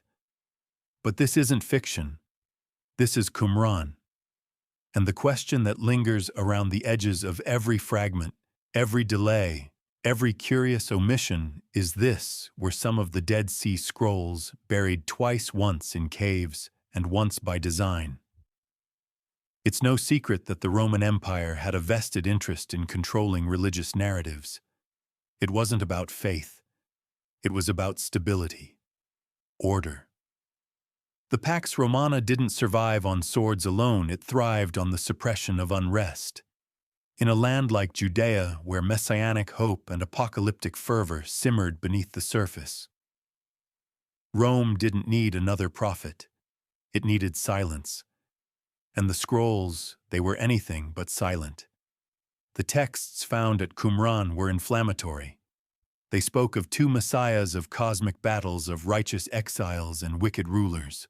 They openly condemned the temple leadership, many of whom were in league with Herod and, by extension, with Rome. They described a coming war in which the sons of light would rise against the sons of darkness, and the Kittim, that shadowy term used in multiple scrolls, was widely believed to be a thinly veiled reference to the Roman legions. It doesn't take a conspiracy theorist to see the problem. Some scholars argue that if certain scrolls had come to light during the early years of Christianity, or worse, during the height of Roman control, they might have been seen as seditious. After all, the War Scroll reads like a manifesto for divine insurgency. The messianic apocalypse paints a picture of supernatural revolution. Even the Copper Scroll, if taken literally, implies the existence of massive caches of wealth hidden from imperial taxation. If these ideas had spread, well, not everyone would have been pleased. But were they actively buried by Rome, suppressed? The evidence is murky, but there are strange patterns. Some scrolls were acquired by institutions sympathetic to imperial powers, both ancient and modern, and disappeared for decades. Others were fragmented, scattered, or locked in private collections. Access was often restricted to elite scholars, some of whom delayed publication for reasons that were never fully explained. In the 1950s and 60s, key pieces remained unpublished while speculation grew. It wasn't until the 1990s, after intense public pressure, that full access was finally granted.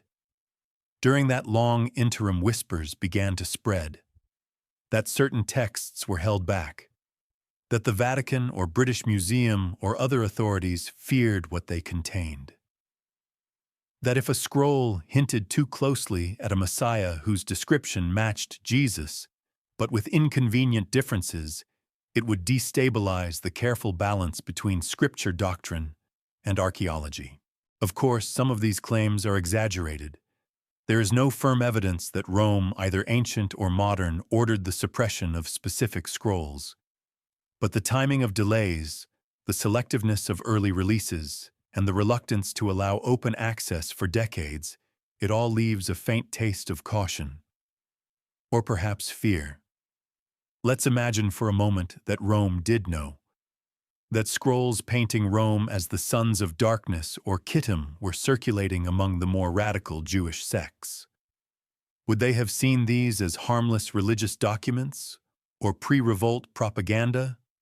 History tells us they cracked down hard on messianic movements, executing leaders, burning towns, destroying temples. Why not scrolls, in fact, during the Great Jewish Revolt, 66 to 73 CE? Roman legions destroyed the temple in Jerusalem, flattened Qumran's nearby settlement, and left few survivors. It's entirely plausible that scrolls were destroyed during that period, either by accident or as part of a systematic purge of religious texts deemed dangerous. We know of other Jewish apocalyptic writings that vanished around the same time. Coincidence? Others argue that suppression didn't require active destruction, simply neglect. Scrolls stored in inaccessible locations. Scholars pressured consciously or not to delay translation. Funding quietly withdrawn. Access quietly limited. Not a fire, a freeze. No need for flames if a whisper will do. Still, to be fair, most of the early delays in scroll publication were likely more mundane academic bottlenecks, linguistic complexity, and the sheer fragility of the materials. Translating Second Temple-era Hebrew from crumbling parchment isn't exactly a weekend hobby.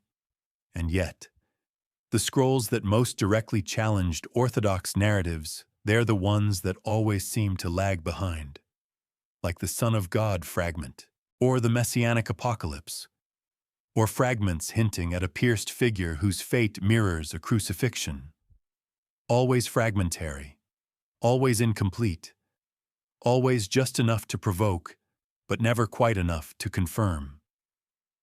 And so the question lingers. Were some scrolls buried to protect them from Rome, or were they found and quietly buried again?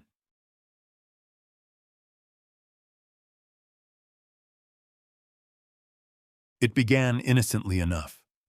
A few crumbling fragments, a handful of clay jars, a scattered collection of manuscripts in need of urgent preservation. But as the 1950s unfolded and more scrolls emerged from the caves around Qumran, the tone began to shift. What had once been an archaeological gold rush began to feel restricted, private, controlled. The scrolls once hidden for 2,000 years were now hidden again, this time in glass cases, filing cabinets, and academic strongholds.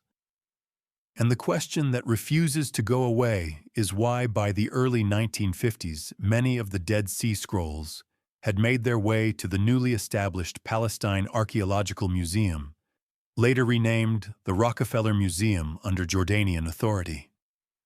A small team of scholars, handpicked mostly European, mostly Christian, was tasked with assembling, translating, and publishing the texts. On paper, it was a noble project. But in practice, the pace slowed to a crawl. Year after year passed. Tiny fragments trickled out. A few major scrolls, like the complete Isaiah scroll, were published promptly. But the bulk of the collection, hundreds of documents, thousands of pieces, remained locked away.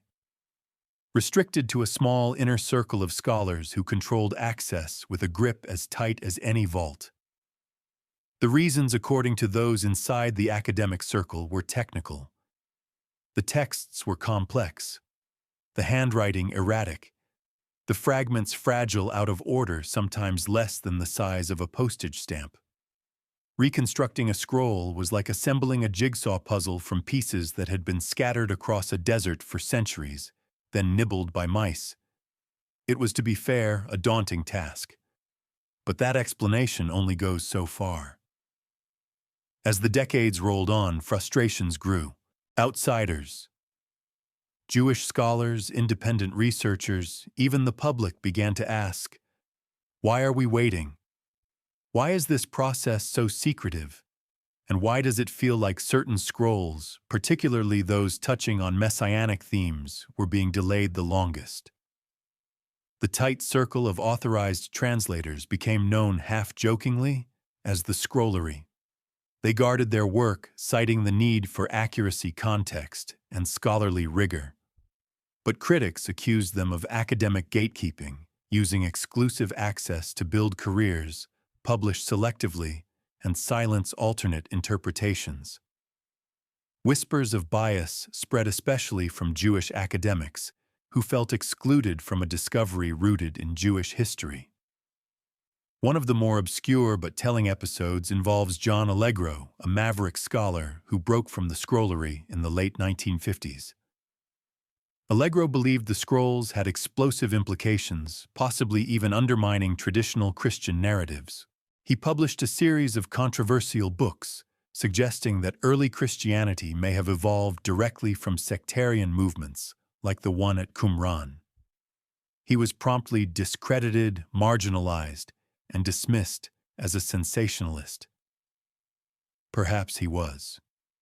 Or perhaps he simply said the quiet part out loud. Meanwhile, certain key scrolls like the Temple Scroll and messianic fragments from Cave 4 remained unpublished until the late 1980s and early 1990s. That's nearly 40 years of silence, decades during which only a handful of scholars had access to materials that by all rights belonged to the world. This delay wasn't just inconvenient, it shaped public understanding. The Gospels had centuries to build consensus. The scrolls were still being pieced together behind museum walls. Imagine what might have changed if certain fragments like 4Q246 with its Son of God phrasing had been made public during the height of post-war theological reflection, or during the rise of modern biblical criticism, or even during the era of Vatican II when Catholic doctrine itself was being re-evaluated. The secrecy wasn't purely academic. It intersected with politics, religion, and power. Jordanian control of the museum, the later Israeli occupation of East Jerusalem, and the international tug-of-war over cultural heritage all played roles. So did the Vatican's cautious posture. Some believed that theological pressure, overt or implied, influenced the scholars involved. Officially, the Church denied any involvement. Unofficially, the timeline speaks for itself. By the 1980s, the silence became untenable. Photographic archives were leaked. Independent scholars began demanding access. And eventually, under mounting pressure, the Israel Antiquities Authority opened the collection. Today, much of the corpus is available online, but the scars of delay remain. And here's the more unsettling thought. Did some of the translators want to delay not out of malice, but out of fear? Fear of misinterpretation, fear of theological fallout, fear of what might happen if a fragile, fragmentary text was read by the wrong person at the wrong time and turned into something it was never meant to be. It's easy to see why. The scrolls don't read like comfortable doctrine. They're strange, fragmented, provocative. They offer no tidy Messiah, no easy salvation, no clear endorsement of existing religion. They question, they contradict, they confuse. And for a world trained to think in binaries, saved or damned, Jew or Christian, right or heretical, that's a dangerous mix. So yes, the scholars took their time. Perhaps too much time. And in doing so, they didn't just preserve the scrolls, they became part of their mystery. It always comes back to Rome. Not just the ancient empire, but the one that still wears robes, wields authority, and sits behind walls. The Vatican's name rarely appears in the original excavation reports or in scholarly footnotes on Qumran archaeology. And yet, like incense in an old cathedral, its presence is felt. Subtle, diffuse, but persistent. The Vatican didn't find the scrolls, but some still believe it tried to keep them buried. Let's begin with what we know. In the 1950s and 60s, the Dead Sea Scrolls were under the jurisdiction of the Jordanian Department of Antiquities and housed primarily in the Rockefeller Museum in East Jerusalem. The core translation team, an elite cadre of mostly Christian European scholars, was appointed under Jordanian oversight. Several members were Catholic clerics or closely associated with Christian institutions, including Dominican scholars from the École Biblique, a French Catholic school in Jerusalem. And while there's nothing sinister about that on its own, it shaped the direction of access and interpretation in ways that drew suspicion, especially from Jewish scholars and secular academics.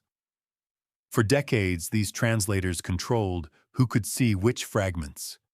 And although the Vatican never formally claimed ownership or editorial rights, it certainly benefited from the insulation. Many of the translators were trained in Catholic theological frameworks.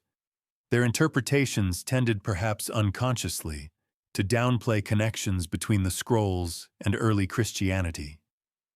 Fragments that might have challenged Christological orthodoxy were left unpublished. Some were left unmentioned. And when critics began to speak up, particularly Jewish archaeologists and independent researchers, the silence only deepened. The Vatican, of course, has denied any interference. Official statements emphasized scholarly integrity and the independence of the translation team. And it's true, no hard evidence has ever surfaced showing that Vatican officials ordered the suppression of any scroll. But that's not how institutions like this work. It's not about explicit orders. It's about influence, access, culture, and the unspoken understanding that some things are best handled quietly. Consider this: the scrolls challenged the very idea of a single messianic identity. They described multiple messiahs, priestly and royal, and offered apocalyptic visions that overlapped uneasily with Christian end-time prophecy. They referred to a Son of God figure possibly predating Jesus and a teacher of righteousness who might have been executed by religious authorities. None of this directly contradicts the Gospels, but it does complicate them, and complication is rarely welcome in catechism. There are even rumors, never confirmed, always whispered, that certain fragments were quietly moved, bought, or buried. Some claim a handful of scrolls were smuggled out and stored in Vatican archives. Others suggest the Church negotiated to prevent full access to texts that might destabilize doctrine. These claims are almost certainly exaggerated, but they exist for a reason. Because where secrecy lingers, imagination rushes in. There's a famous anecdote, half truth, half parable, about a Vatican archivist asked whether the Church feared what the scrolls might reveal. He reportedly replied, "We do not fear the scrolls. We fear what people will think they reveal." It's a telling line. The danger was never in the text. It was in the interpretation. And perhaps that explains the decades-long delay in full publication. The scholars involved may have believed they were protecting the public from premature conclusions, or from theological chaos, or maybe from rewriting the most foundational story in Western history. After all, what happens if the world discovers a gospel older than the Gospels, one that speaks of a divine messenger who heals the sick, raises the dead, and is called Son of God? One that ends in exile, not resurrection. One buried in a cave, not written on a cross. It doesn't undo Christianity, but it destabilizes the narrative, adds layers, raises questions, and for an institution built on certainty, questions are rarely welcome guests. In recent decades, the Vatican's posture has softened. Popes have acknowledged the importance of Jewish roots in Christianity. Catholic scholars have engaged more openly with the scrolls, and yet the perception remains that for years, perhaps decades, the Church preferred the scrolls to stay quiet. Not because they were false, but because they were close. Close enough to provoke doubt. Close enough to suggest that Jesus wasn't the first to be called Messiah. Close enough to remind the faithful that before there was canon, there was a cave. He wore camel's hair, ate locusts, lived in the wilderness, baptized in muddy water, and shouted things that made powerful people deeply uncomfortable. John the Baptist appears in all four Gospels, loud, lean, and blazing like a desert bonfire. But where did he come from, not just geographically, but theologically? What tradition shaped his worldview, and is it possible that the scrolls of Qumran preserve a glimpse of his ideological roots? Let's begin with geography. The site of Qumran lies just a few miles from the traditional location of John's baptizing ministry, along the Jordan River near Jericho. The landscape is stark, dry cliffs, sun-bleached rock, and silence broken only by the wind and the occasional hoarse voice of a desert preacher. It's not just plausible that John knew of Qumran, it's almost inevitable. He operated in its backyard. He baptized within walking distance of the caves. But proximity is only part of the puzzle. The scrolls describe a community obsessed with purity. Daily immersions, rigid codes of behavior, repentance rituals designed to wash away impurity and prepare the soul for divine judgment. Sound familiar. John's baptism wasn't unique, but it was radical. He preached that water alone wasn't enough. One had to repent. Change. The bath wasn't just about cleanliness. It was about readiness. For the kingdom. For the Messiah. For the fire. That fire, the one John says will come with the one who follows him, burns through the Dead Sea Scrolls too. The Qumran sect viewed themselves as the sons of light living in the final days. They believed judgment was imminent, that God would soon intervene in history, that only a righteous remnant would be saved. Their teacher of righteousness preached similar urgency. Their enemies were called vipers. That too should ring a bell. Some scholars go further, proposing that John may have trained with the Qumran sect, at least briefly. There's no direct evidence, but the stylistic overlaps are startling. Both rejected the temple leadership. Both operated outside Jerusalem. Both anticipated not just a Messiah, but a messianic age defined by upheaval, reversal, and judgment. And both believed immersion in water wasn't just symbolic, it was preparation for something greater. And yet, John diverges. Unlike Qumran, which practiced repeated ritual washings, John's baptism was once for all. It wasn't about joining a sect, it was about proclaiming repentance and expecting the imminent arrival of one more powerful than himself. Qumran awaited two messiahs. John pointed to one. Qumran remained cloistered, isolated. John preached in public drawing crowds, challenging Herod himself. So perhaps he wasn't a member. But perhaps he was shaped by the same winds, the same scriptures, the same hope and fire and fury that stirred in the scrolls. Qumran gave us the texts. John gave them legs. There's another subtle connection: language. Some of John's phrases, especially in the Gospel of Matthew, mirror terminology found in the Dead Sea Scrolls. Make straight the way of the Lord is drawn from Isaiah, but it's also emphasized in Qumran's rule texts. The voice crying in the wilderness motif is central to both. and the idea of being a preparer of the way someone who gets the people ready for divine intervention is one of the scroll's favorite themes. But perhaps the most compelling parallel is spiritual tone. Both John and the Qumran sect present a message not of comfort, but of urgency. They weren't interested in subtlety. They weren't satisfied with slow reform. They saw the world in crisis, the temple defiled, the priests compromised, the kingdom near, and both stood outside. John dressed like a prophet, dunking people in water, pointing toward someone else.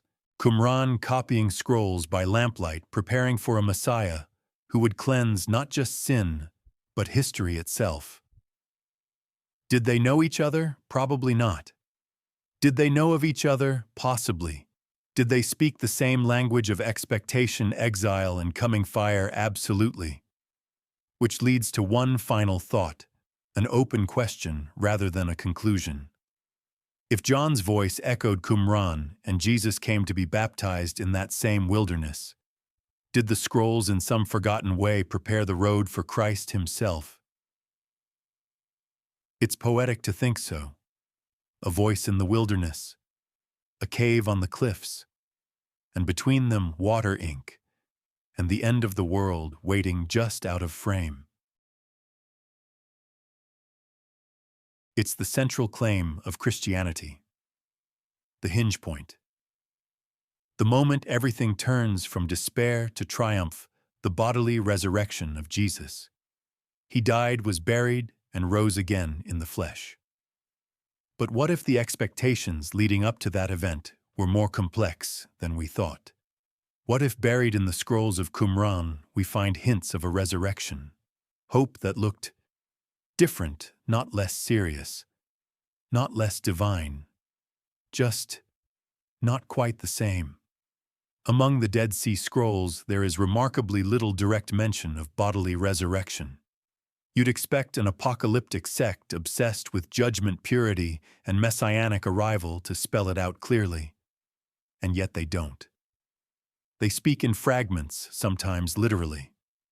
Phrases about those who sleep in the dust or the raising of the dead appear here and there, but always shrouded in poetic ambiguity. Take the Messianic Apocalypse fragment, for instance. One of the most discussed lines reads, "He will heal the wounded, revive the dead, and proclaim good news to the poor." It's thrilling. It sounds familiar. It mirrors the language used in the Gospels about Jesus' ministry. But what does revive the dead mean in this context? Is it literal reanimation of bodies?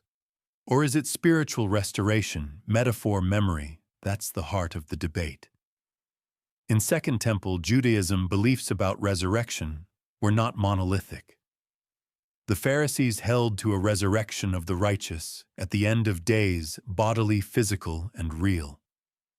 The Sadducees rejected it outright, and sects like the one at Qumran, they seem to straddle a third path. Some scrolls speak of eternal life and being counted among the living.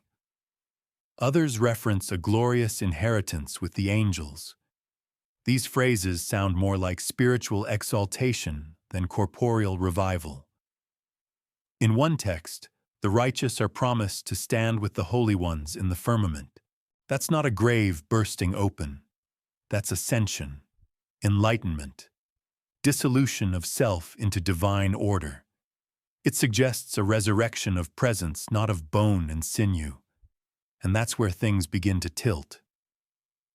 If the Qumran community anticipated an afterlife, it may have looked more like being gathered into heavenly ranks than returning to earth in a restored body.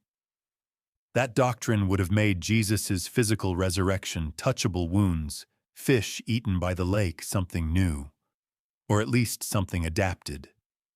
Which raises the question, did early Christians break from Qumran tradition or build upon it?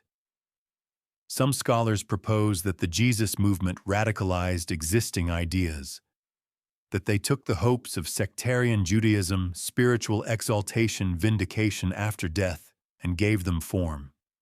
Flesh, a pierced side, a walking body, A meal with friends? In other words, the bodily resurrection was not a rejection of earlier resurrection hope, but its surprising, scandalous fulfillment. Others argue the opposite, that the Qumran texts reflect a more mystical belief system, less focused on this world, more on the next, and that Christianity's insistence on physicality was a deliberate departure, an earthy defiance of the ethereal. And yet, both believed in a decisive transformation of the human condition. Both believed history was headed for a collision. Both believed the righteous dead would not be forgotten. The scrolls speak of the congregation of the living, those purified in truth, the remnant who escape the judgment. There's an undercurrent of hope, vague maybe, but persistent. It's also worth noting that Qumran's obsession with purity extended beyond death. Corpses defiled the camp. Contact with the dead required ritual cleansing. In that context, bodily resurrection might have posed theological complications. Why raise a corpse if the corpse is unclean? Better perhaps to be lifted as spirit, reborn in light, which makes Jesus' resurrection all the more remarkable and all the more offensive. Because his tomb wasn't just empty. His body was present, not as vision, not as metaphor, but as flesh. A Qumran believer might have found that both miraculous and deeply unsettling. But there is one final lingering parallel. The scrolls speak repeatedly of standing. The righteous will stand in the last days, they say. It's an evocative phrase. Not lying in graves, not hovering in spirit.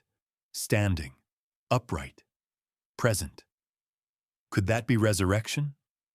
Or is it just poetic coincidence? Either way, the scrolls remind us that even resurrection, so often treated as a fixed doctrine, was once fluid, shaped by desert winds, by hope, by silence. And whatever form it took, it always pointed to the same thing: vindication. The righteous, forgotten by the world, would not be forgotten by God. They would rise, somehow, somewhere.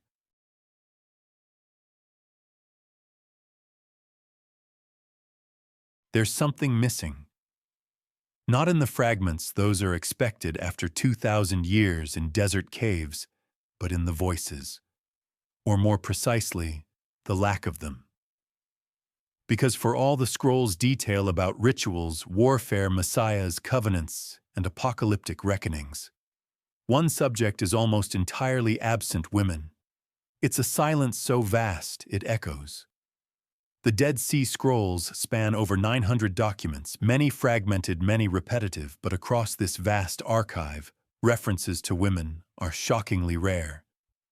There are no heroines, no female scribes, no matriarchal homilies or praises of feminine wisdom like we find in Proverbs. Even where scripture is copied, books like Ruth or Esther, those versions are underrepresented and in some cases entirely absent. It's as if half the human experience had been edited out of salvation history. At first, scholars assumed this was simply a reflection of the community's monastic structure. After all, archaeological analysis of the Qumran site revealed few, if any, female remains. The living quarters, scriptorium, and burial practices all suggest a male-only or male-dominated enclave. The scroll known as the Community Rule lays out an initiatory structure for members that speaks only of men entering the covenant. Ritual washings, communal meals, even judicial proceedings, no women are mentioned, not even as an afterthought. Some have pointed out that other Jewish sects of the Second Temple period, especially the Essenes, with whom the Qumran group is often associated, may have included women in limited roles. Philo and Josephus, two ancient historians, offer conflicting accounts. One describes Essene celibacy. The other notes branches that allowed marriage, albeit guardedly. But even if Qumran tolerated or included women at some stage, the scrolls leave them out of the theological spotlight. Why, one answer is practical: this was a sect that believed the world was ending.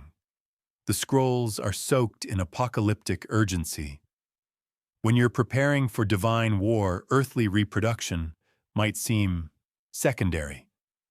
The group defined itself by purity, ritual, doctrinal, and social. Women in the rigid legal worldview of the time were associated with impurity, menstruation, childbirth, and bodily contact. The sex response was likely to minimize contact altogether. The easiest way to maintain ritual purity removed the variable. But that explanation isn't sufficient, because silence is never neutral. It communicates. And in the scrolls, that silence seems theological. Not just absence, but exclusion. The community didn't simply forget women. They structured their worldview without them. The eschatological texts, the ones about final judgment, heavenly armies, and the rise of messiahs, are exclusively male. The leaders are male. The combatants are male. The angels are male. The scrolls envision a sacred future in which women are not actors. They are not even present. Some argue this reflects an internal crisis of purity. The community viewed itself as a sanctuary in exile surrounded by a defiled world. And in that ideology, women became symbolic of compromise, earthly ties, domestic distraction, even sexual temptation. A scroll known as the Damascus document rails against unlawful marriages and condemns those who take two wives. Marriage is discussed, but mostly as a problem. But the real tragedy here is what we'll never know. Were there women in the background, supporters, followers, even visionaries whose contributions were erased or never recorded? Did they copy scrolls, store provisions, share in ritual life, however invisibly?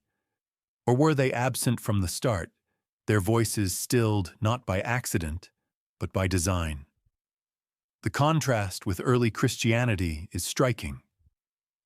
The Gospels, for all their patriarchal setting, feature women in prominent roles. Mary, Martha. Mary Magdalene, the first witness of the resurrection, is a woman. Women fund Jesus' ministry, stand at the cross, visit the tomb. They are not footnotes, they are witnesses. In the scrolls, there are no such figures, and yet there is one peculiar glimmer, small, almost dismissible. A fragment known as 4Q184, sometimes called the wiles of the wicked woman, describes a dangerous, seductive figure. She is clothed in finery, her lips drip honey, and her path leads to destruction. Scholars debate whether this passage is purely allegorical, an echo of the biblical proverb strange woman, or a coded critique of apostate communities. Either way, it's notable the one female figure with any presence in the scrolls is framed as a threat, which may tell us everything. Women to the Qumran authors weren't just absent, they were other, outside the covenant, outside the purity, outside the war between light and darkness.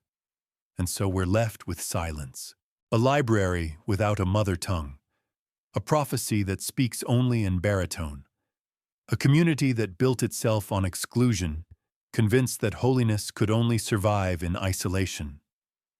But history has a long memory, and somewhere beyond the caves, women were watching, walking, writing, in other communities, in other gospels.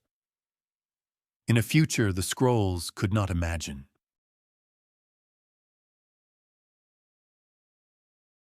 Of all the texts pulled from Qumran's darkness, the Damascus document might be the strangest in its familiarity. It doesn't speak in riddles like the Habakkuk commentary. It doesn't chart apocalyptic war like the War Scroll. It doesn't hint at buried treasure or call down heavenly armies. Instead, it reads like a sermon, a manifesto, a quiet, stern address from one generation to the next, reminding them of where they came from, what they're waiting for, and what will happen if they stray. And buried in its lines is something deeply unsettling, the bones of a community that looks in places like a blueprint for early Christianity. The Damascus document was first discovered not in the Qumran caves, but in a genizah, a Jewish storage room for worn-out texts in Cairo in the late 1800s. At the time, no one knew it had ties to the Dead Sea Scrolls. But when matching fragments were unearthed in Cave 4, the connection became undeniable. This was one of the foundational texts of the Qumran sect, and it reveals a great deal. The text speaks of a new covenant made in the land of Damascus. That covenant is not metaphorical.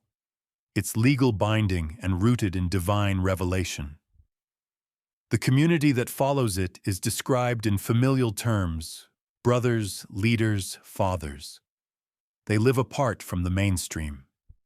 They believe the priesthood in Jerusalem is corrupt. They follow a strict interpretation of the law. They await divine judgment. And they organize themselves around a core group of believers, those who hold fast to the covenant. It sounds familiar, doesn't it? The early Christian communities described in Acts and Paul's letters were small, disciplined, countercultural gatherings that met in homes, shared possessions, and held fast to teachings outside the mainstream. They too believed they were a remnant. They too awaited a coming reckoning. They too spoke of a new covenant, not one of law written on tablets, but on hearts. The resonance is impossible to ignore. The Damascus document even outlines a leadership structure: overseers, judges, and instructors. It sets rules for communal living, punishment for transgressions, and methods for resolving disputes. It emphasizes mercy alongside discipline. Sound familiar again? Paul's letters to Corinth and Galatia wrestle with the same themes. A community in exile learning how to live in a world that no longer fits. There's more. The text describes a teacher raised up by God, a figure who interprets the law and corrects false teaching. He is contrasted with those who lead others astray. This echoes the Qumran idea of the teacher of righteousness, but it also feels like a proto-Christian polemic. A call to follow a singular, divinely appointed voice against a backdrop of religious confusion. And yet, for all the similarities, the Damascus document remains firmly anchored in Torah. The community it describes is not breaking from Jewish law, they are doubling down. Their new covenant is not a rejection of Moses, but a reaffirmation sharpened and purified.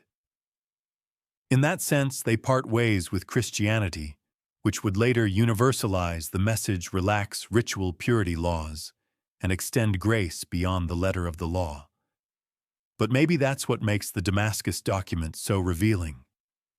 It shows us the crossroads. Here in this ancient text is a record of a group wrestling with the same questions that would soon confront the followers of Jesus. Who are we? How do we remain faithful when the temple is corrupt? Who do we follow now that prophecy has gone quiet? What does it mean to be holy when the world is on fire? For Qumran, the answer was separation, legal precision, covenant discipline. A community formed in the wilderness waiting for God to act. For early Christians, the answer was incarnation. A person. A Messiah who fulfilled the law, then broke its boundaries with scandalous grace. But the foundation, the structure, the longing, the shape of the community is hauntingly similar. Which leads to a larger, more unsettling question. Were groups like Qumran laying theological groundwork without knowing it? Did their vision of a remnant, a new covenant, a suffering teacher, and an enemy priesthood create the mold that early Christianity would fill? Or were they simply both drawing from the same ancient well, one that had been flowing through Judea since long before Bethlehem, Nazareth, or Galilee? One final note: the Damascus document includes warnings about false teachers, the need for inner purity, and the importance of staying awake, alert to the times. That too should ring a bell. Jesus, in his parables, often warns his disciples to stay awake, to prepare to live, as if the kingdom could break in at any moment. It's not a direct link, but it is a mirror, a reflection of what faith looks like on the edge of the world. There's a peculiar moment tucked inside the dust and parchment of the Qumran scrolls when something familiar starts whispering. Not in Greek, not in Aramaic, but in structure, in story. It's not a gospel, not officially.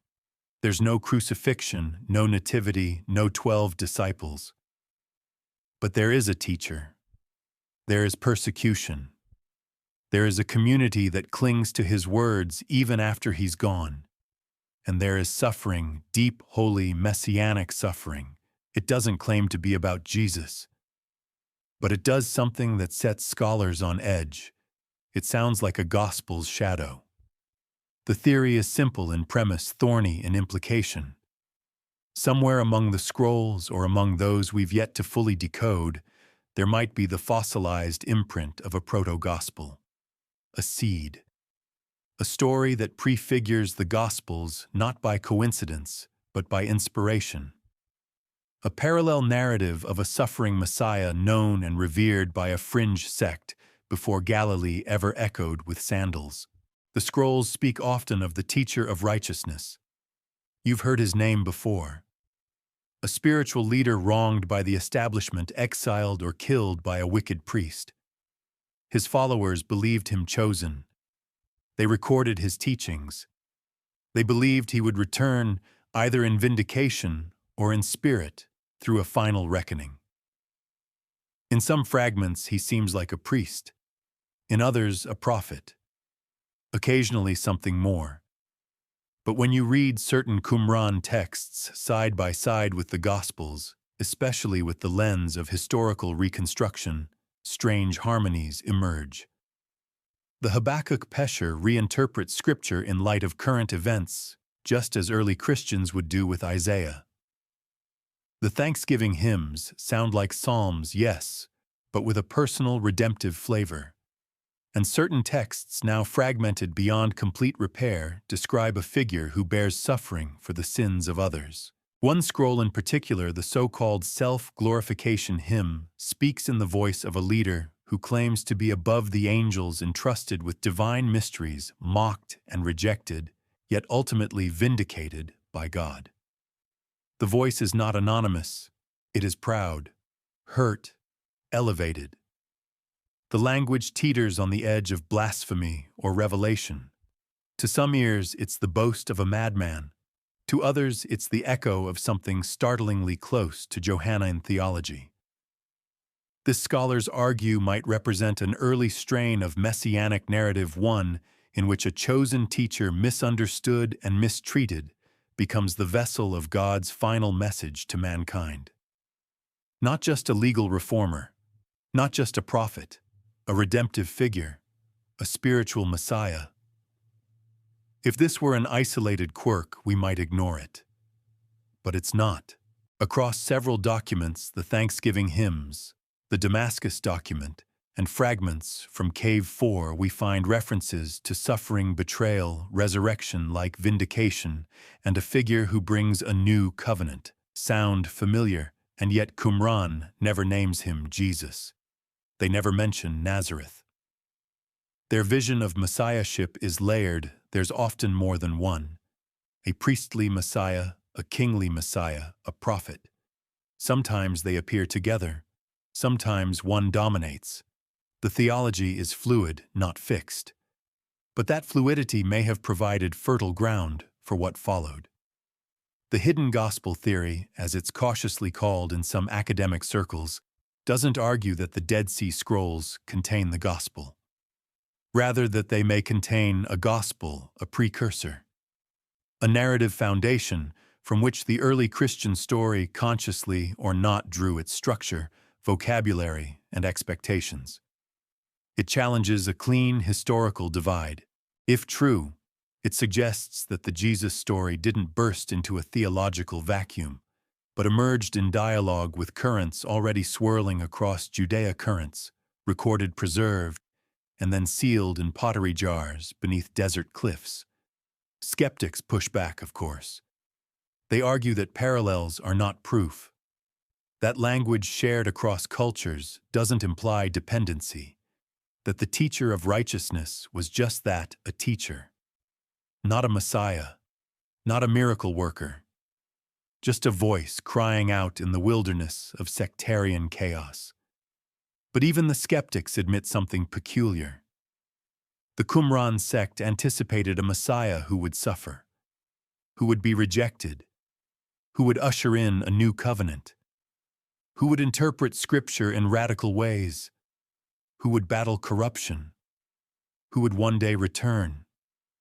That figure may not be Jesus of Nazareth, but it certainly feels like someone carved a space for him long before Bethlehem's stable.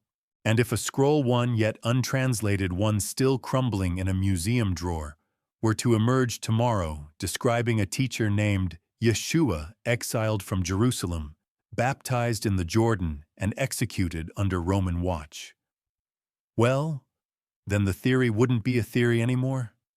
But even if that day never comes, the shadows are already on the wall, and the outlines they form look uncomfortably familiar. By now you've walked through caves, manuscripts, war scrolls, hymns, and heresies. But the final questions don't rest solely in ink. They live in carbon, in fibers, in the silent witness of papyrus strands and animal skins and ancient dust. For all the theological tremors the Dead Sea Scrolls have stirred, some of their most profound secrets are being coaxed not by translators or theologians, but by chemists, physicists, and geneticists. We begin with radiocarbon dating. It may not sound glamorous, but when the scrolls first emerged into the scholarly spotlight, this quiet science offered a way to separate forgeries from fragments of real antiquity. Applied to over 24 scroll samples, the tests consistently dated the materials between the 3rd century BCE and the 1st century CE. This range matched the assumed Qumran occupation period and affirmed the scroll's authenticity. But it also narrowed the messianic window. The texts were not late medieval frauds, nor were they post-gospel creations. They were undeniably ancient, which meant that their Son of God and Teacher of Righteousness language predated the canonized story of Jesus by decades, perhaps centuries. Then came the DNA. This may sound like the setup to a joke a goat walks into a lab, but in truth, the analysis of parchment DNA helped scientists reassemble fragments that had once been shuffled, mislabeled, or separated by time and war. Parchment, after all, was made from animal skin. And different caves, different scribes, even different sects might have used different herds. By matching mitochondrial DNA from fragment to fragment, researchers began to regroup long-divorced texts. Some reunions were heartwarming, others suspicious. One such discovery involved fragments from the book of Jeremiah. Scholars had long assumed they belonged together until DNA revealed they came from entirely different species. One cow, one sheep. In other words, they were likely written in different places, possibly even by different communities. Suddenly, the idea of a single centralized Qumran library began to falter. Perhaps these scrolls weren't just from Essenes hiding texts during the Roman advance. Perhaps they were a collected archive gathered from multiple ideological streams, a kind of theological time capsule. And then there's the matter of ink. Chemical analyses revealed surprising consistency in ink composition. Across most scrolls, iron gall ink, soot-based mixtures, and plant additives typical of the region. But a few scrolls deviate. The copper scroll, as you might recall, wasn't written in ink at all. Its contents were etched laboriously into thin sheets of metal, unlike anything else in the collection. This suggests both technical prowess and deliberate separation. Whoever created that scroll didn't want it to fade. They wanted it to endure. Modern multispectral imaging added another layer of revelation. Texts once thought illegible due to age, fire damage, or rot began to glow under infrared and ultraviolet light. Hidden lines emerged, sometimes entire verses, marginal notes, redacted phrases. In a few cases, scholars spotted erasures lines deliberately scraped clean and overwritten. Were these corrections or ideological edits, and what of the scrolls still locked away? Not in Vatican vaults, but in museum basements. In drawers marked unclassified, filled with fragments too small to read, too fragile to move, or too controversial to piece together. Conspiracy theorists like to claim suppression. Sometimes with wild flair, secret orders from Rome, coded letters from Pope's men in black guarding goatskin secrets. More often the reason is more mundane: lack of funding, lack of consensus, or the sheer mind-numbing patience it takes to reconstruct a document from bits the size of cornflakes. Still, there have been delays. Notably, in the decades after their discovery, only a tiny circle of scholars had access to the scrolls. For years, photographs were locked behind bureaucratic walls. Entire sections, like those referencing Son of God language, remained unpublished, feeding rumors of censorship. Only in the 1990s did a broader academic world gain access. And when they did, some of what they found raised eyebrows. Not because it undermined faith, but because it expanded the map of messianic ideas in ancient Judea. Through it all, science continued its quiet campaign, peeling back layers of dirt, decoding ink compositions, modeling cave microclimates to understand how and why certain scrolls survived, where others decayed. Even pollen analysis played a role, helping confirm the seasonal timing of scroll storage or abandonment. And now a final twist. Recent isotopic studies of the Copper Scroll's metal suggest it may have been produced in a workshop near the Dead Sea, but not at Qumran. This undermines the idea that Qumran alone was the source of all scrolls. It hints at a larger network, perhaps even a coordinated effort to preserve heterodox texts from destruction, whether by Rome, by the temple elite, or by rival sects. So we come to the edge of the physical evidence. Radiocarbon tells us when, DNA tells us where, ink and metal tell us how. But the question that haunts this chapter isn't scientific, it's editorial. Why were some scrolls written so carefully, and others seemingly in haste? Why were some sealed in jars, others left exposed? Why were phrases about messianic suffering, divine sonship, and new covenants preserved at all unless they meant something profound to someone? And if we've uncovered this much with just a fraction of the data, what remains still buried? Perhaps the final proof isn't in a scroll. Perhaps it's in a drawer labeled too fragmentary to translate, or on a DNA strand still waiting to be matched, or in a tiny copper-shielded line etched with trembling hands by someone who believed a Messiah had come and who feared we'd forget.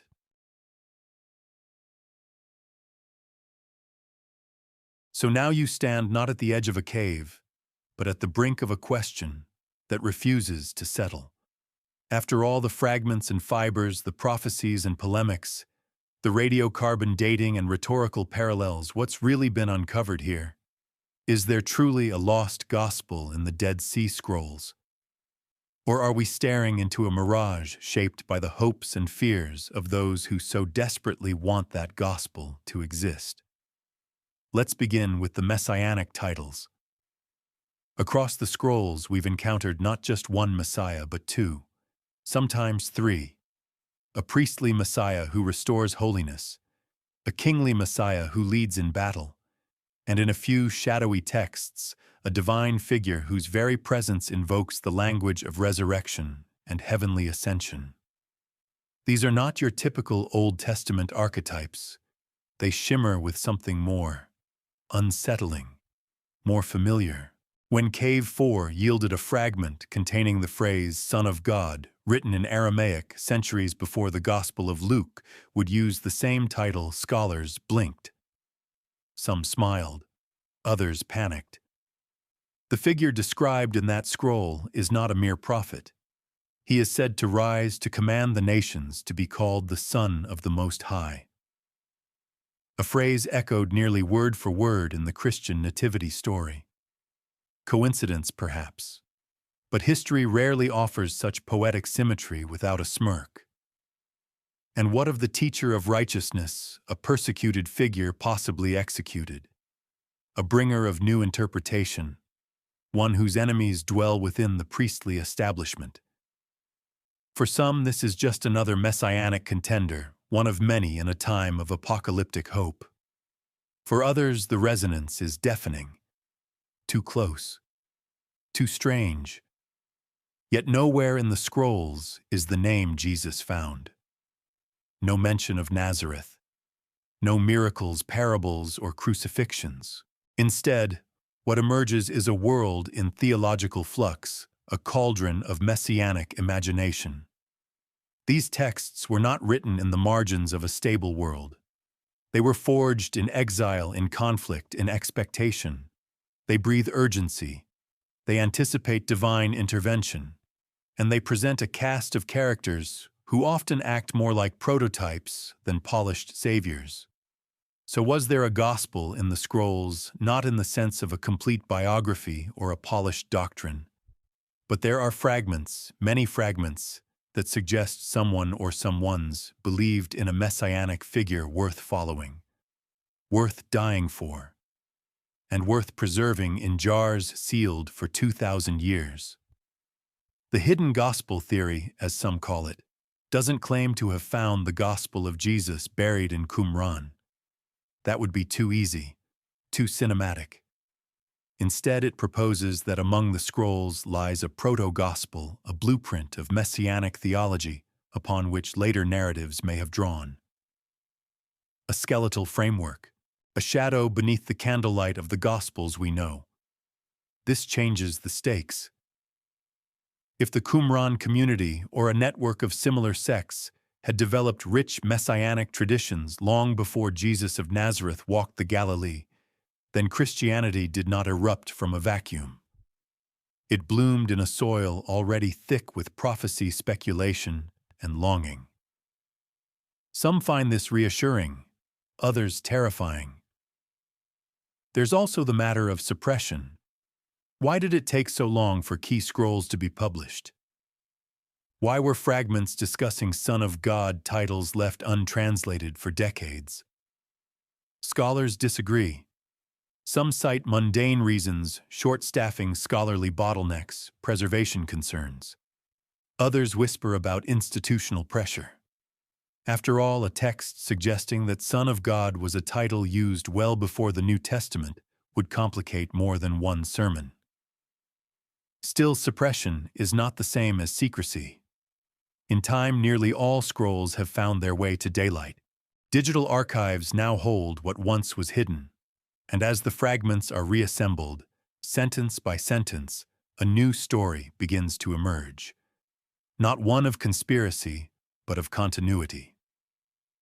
So here is where we leave the question: do the Dead Sea Scrolls contain a lost gospel of the Messiah not in full?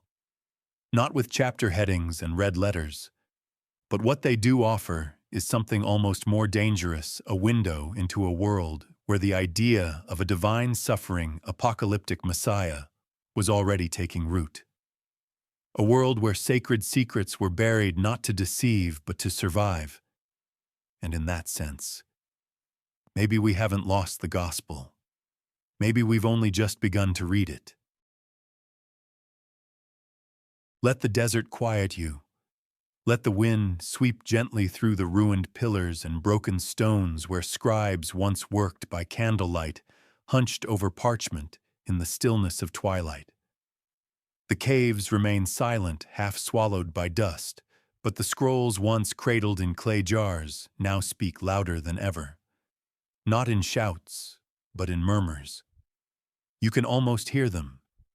The scratching of reed pens, the rhythm of copied prayers, the coded arguments etched between the lines. Those who wrote them are long gone ashes in some forgotten ravine, but their warnings, their hopes, their strange visions of a world remade still hum beneath the surface. That is the strange grace of history. It forgets nothing. It only waits for someone to notice. And when you do, it never quite lets go.